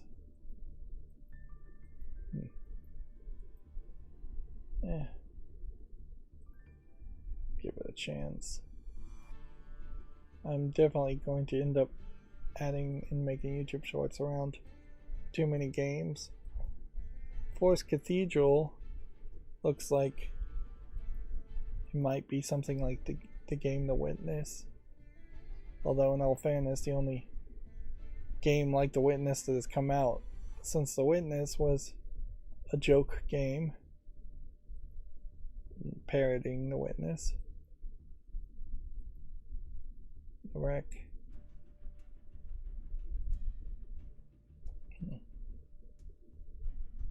Yeah, if I'm saying I'm making too many YouTube shorts, then I do need to probably increase my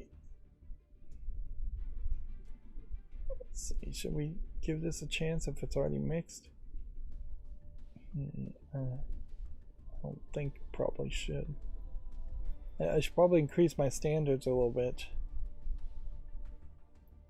but I'm not sure how to really do that. It's easy to lower standards. It's hard to raise standards. Legends of Heroes. Trails to Azure. Yeah. St. Patrick's Day break. Looks like it's an Arkanoid clone with a St. Patrick's Day theme. The problem with that, of course, is just making a game around a single day of holiday. And honestly, you run into problems of just stereotypes and St. Patrick's Day nonsense. Green beer leprechauns.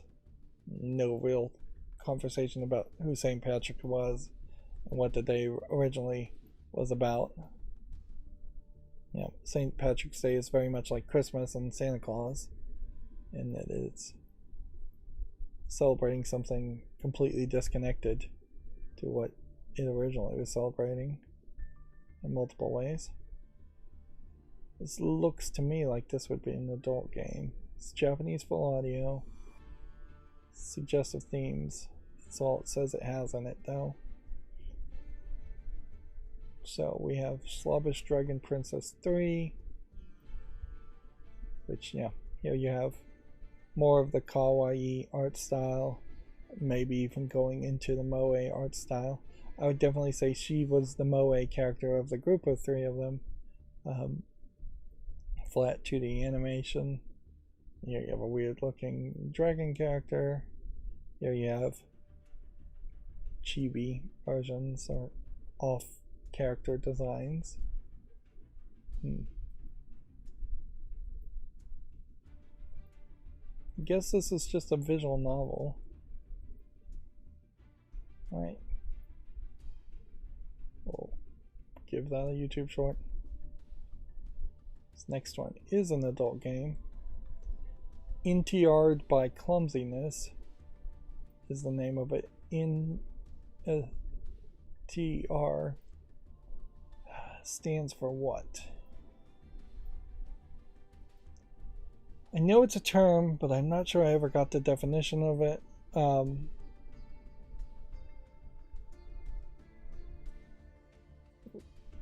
So let me just describe what I see in the game. I guess as far as screenshots, you have this big-breasted, pink-haired 2D anime girl. She's probably a housewife. There's a screenshot of a knife. I feel like she probably might be forcing the male character to sleep with him. This is like the idea of a woman, I think, forcing the man into some kind of non-consensual situation. Okay, here they actually explain it. Good. We'll just come over here and now I can see.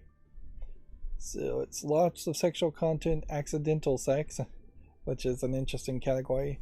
Cheating, parentheses, NTR. So cheating is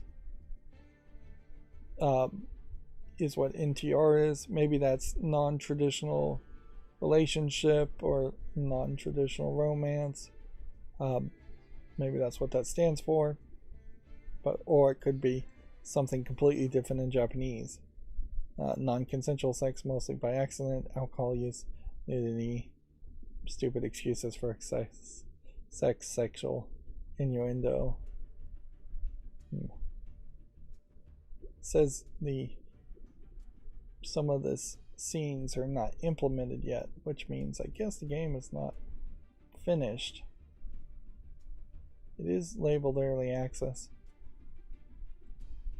So if anything, it seems like it's not the lady, which I was wrong, I guess, forcing the guy into it as much as it is somebody is getting drunk, whether it's the lady or the guy, and having sex while in their drunken state.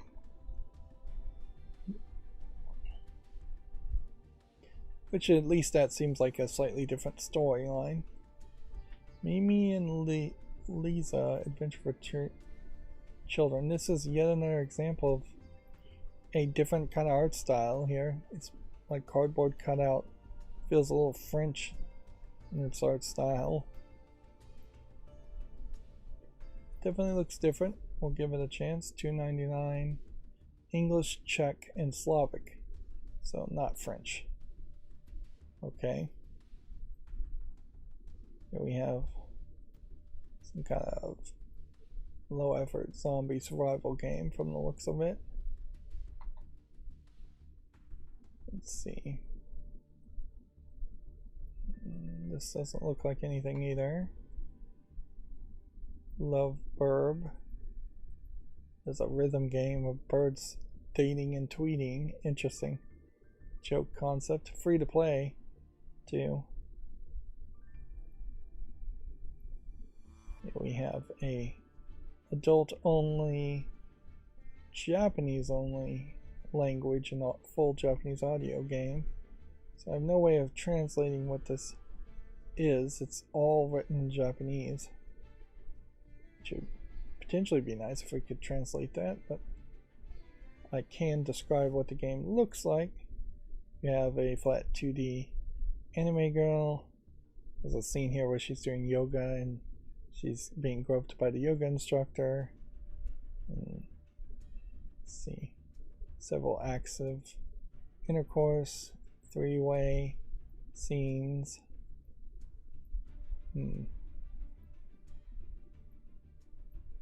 So yeah, not much description I can say here. One thing that does stand out as far as the actual game though is it seems like there's a lot of extra text for a Japanese language game popping up here. A whole bunch of like tabs in the dialogue selection, which I don't know if that means there's multiple choices as far as dialogue, which I doubt. If there's just something worse. The game is, let's see, called Hitozuma Gakuen Ito Mishido, which I have no idea if any of those words mean anything. Yeah, the entire description there. It doesn't look particularly polished, but I am somewhat interested in seeing more Japanese only adult games come to Steam in particular. At some point BDSM I guess is involved. That would be about the only thing I could take from that. Deck of the Dead. We'll give it a chance. Just trying to burn through all this really quickly. Yeah, undoubtedly I could save time by not looking at the adult games. Of course, in the exact opposite direction, I could save time by not looking at the non-adult games. Either way, that then stops me from covering all the games coming out on Steam and makes me less informed, whereas my goal here is to potentially be the most informed as I possibly can be as far as new games coming out. Although, in all fairness, it really hasn't led to enough hype around new games to make me buy new games or to even make me play old games. But it is nice to be informed. Just see what the true nature of Steam as a storefront and PC gaming in general as a culture is. It's been a long time since we've seen a text-based game. Would I ever make a YouTube short around these? No. Because I don't think anybody really wants to play those kinds of games. This looks like this might be something.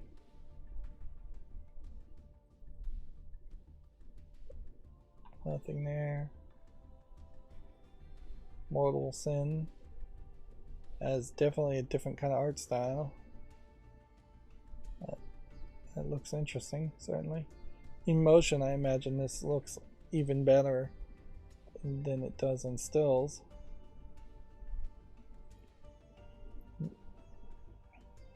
Enter the cyber jungle. It's Probably nothing. Alright, so that was all the games that came out on Steam. So we're at the GameDeveloper.com articles now. Microsoft inks a 10-year deal to bring PC titles to the Steam cloud streaming platform. Meta plans for another 10,000 layoffs just months after cutting 11,000 jobs. So Meta/Facebook laying off a bunch of people. ZA/UM executive producer Karl Kindar officially leaves the studio. He dropped his lawsuit against ZA/UM in late 2022, has now departed the studio after paying the legal fees for its majority shareholder. Apparently there was some real bad blood here.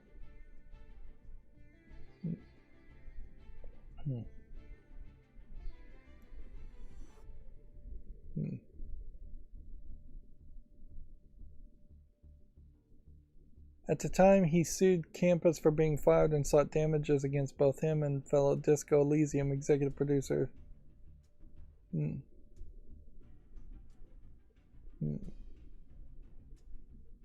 So here's quite a story here that I just don't have time or interest to really do the back research on.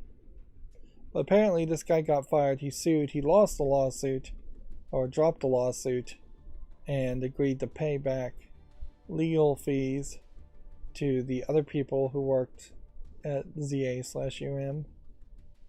And now he's just completely done with them and leaving the company. More interestingly to me, the ex-Diablo devs have formed a new studio called Gas Giant Games. The newly formed company will make their presence known next week at the Game Developers Conference, where it will show its first project to court publishers and investors. This is always the catch-22 though when you have an announcement around this, because these are people that worked on Diablo 3, not Diablo 1 and 2 per se, which would be more the Torchlight developers that made Torchlight 1 were the people that made, I think, Diablo 1 and 2. So you have multiple people trying to confuse the issue and say they worked on a Diablo game when it was a later Diablo game that was less loved.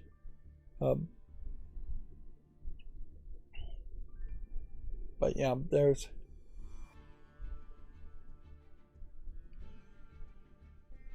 there's probably not as good of a chance that this Gas Giant Games is going to make a new Diablo 1 or Diablo 2 or even Diablo 3 like game that catches people's attention.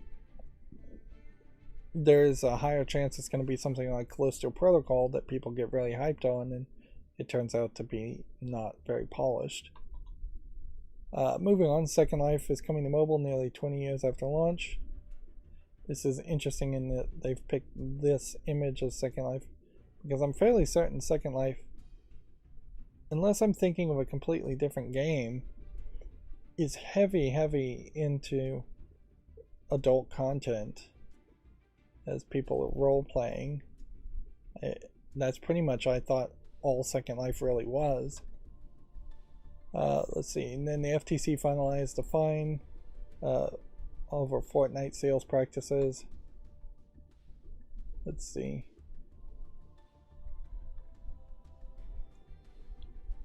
We already talked about this story, so I don't want to even bother to read the headline. I'm so tired of the Activision Blizzard stories.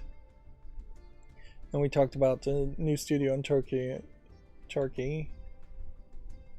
Alright, so moving on. This game I will give more time to. Cursed Crops we'll give more time to. Cursed 3.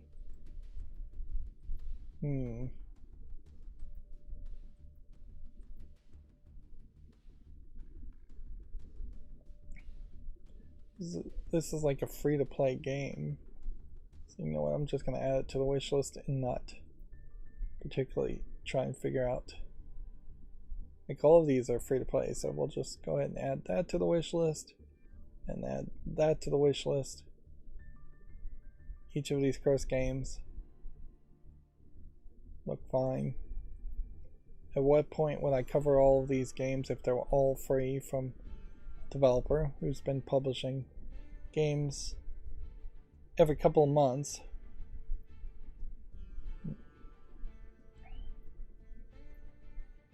Yeah, I don't know what you're really doing here, putting out games for free, but it's not a terrible thought.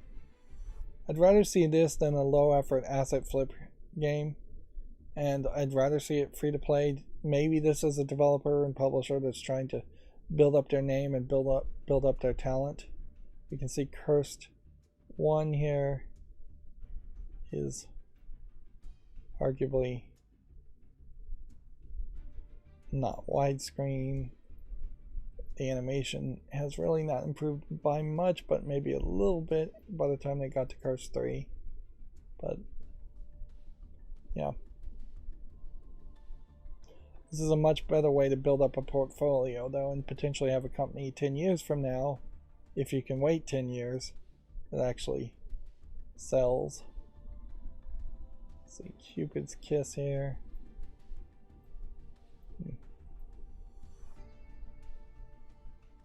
100% positive. It's like a Sokoban box puzzle type game. I'm going to make an exception and just put this on the wish list, even though it's not relevant at the moment. Let's see. We look at Curse 2. Well,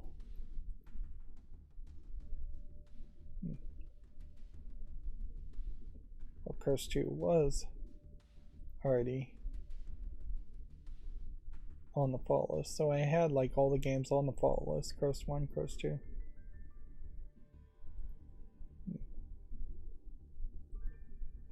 Let's see, Cubeyet was from February.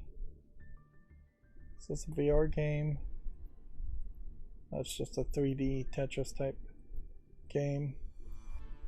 I think we can say no to this just because it's way too irrelevant. Not even a single review. Cubeverse. I'm gonna make an exception here and put this on the wish list. I'm probably being way too generous. Again, another free game, so like not a real problem. I think we can say no to Cube Grid. And then Cube Farmer. I think we can say no to that too. I don't know how many Cube games I really would have wanted to play. Control Alt Ego. It's not in early access. English full audio. Rated very positively. So we can add that to the wish list. Alright. And so with that, that's going to be it for this stream. I'm not going to bother to try to look up my Twitter feed and see if there's any new news. We'll talk about that on Friday. And we don't have a Duel Live or anything else to do. So it's been a rough one, certainly. A long one. I guess longer than rough. But yeah, that's going to be it for the stream. As always, I ask you to like, share, subscribe, comment, and watch every second of my videos. If you want to friend or follow me on any social media sites, there's a whole bunch of links down below. And if you want to support me further, there's a link to Patreon, or you can friend me on Steam and get me a game off my wishlist.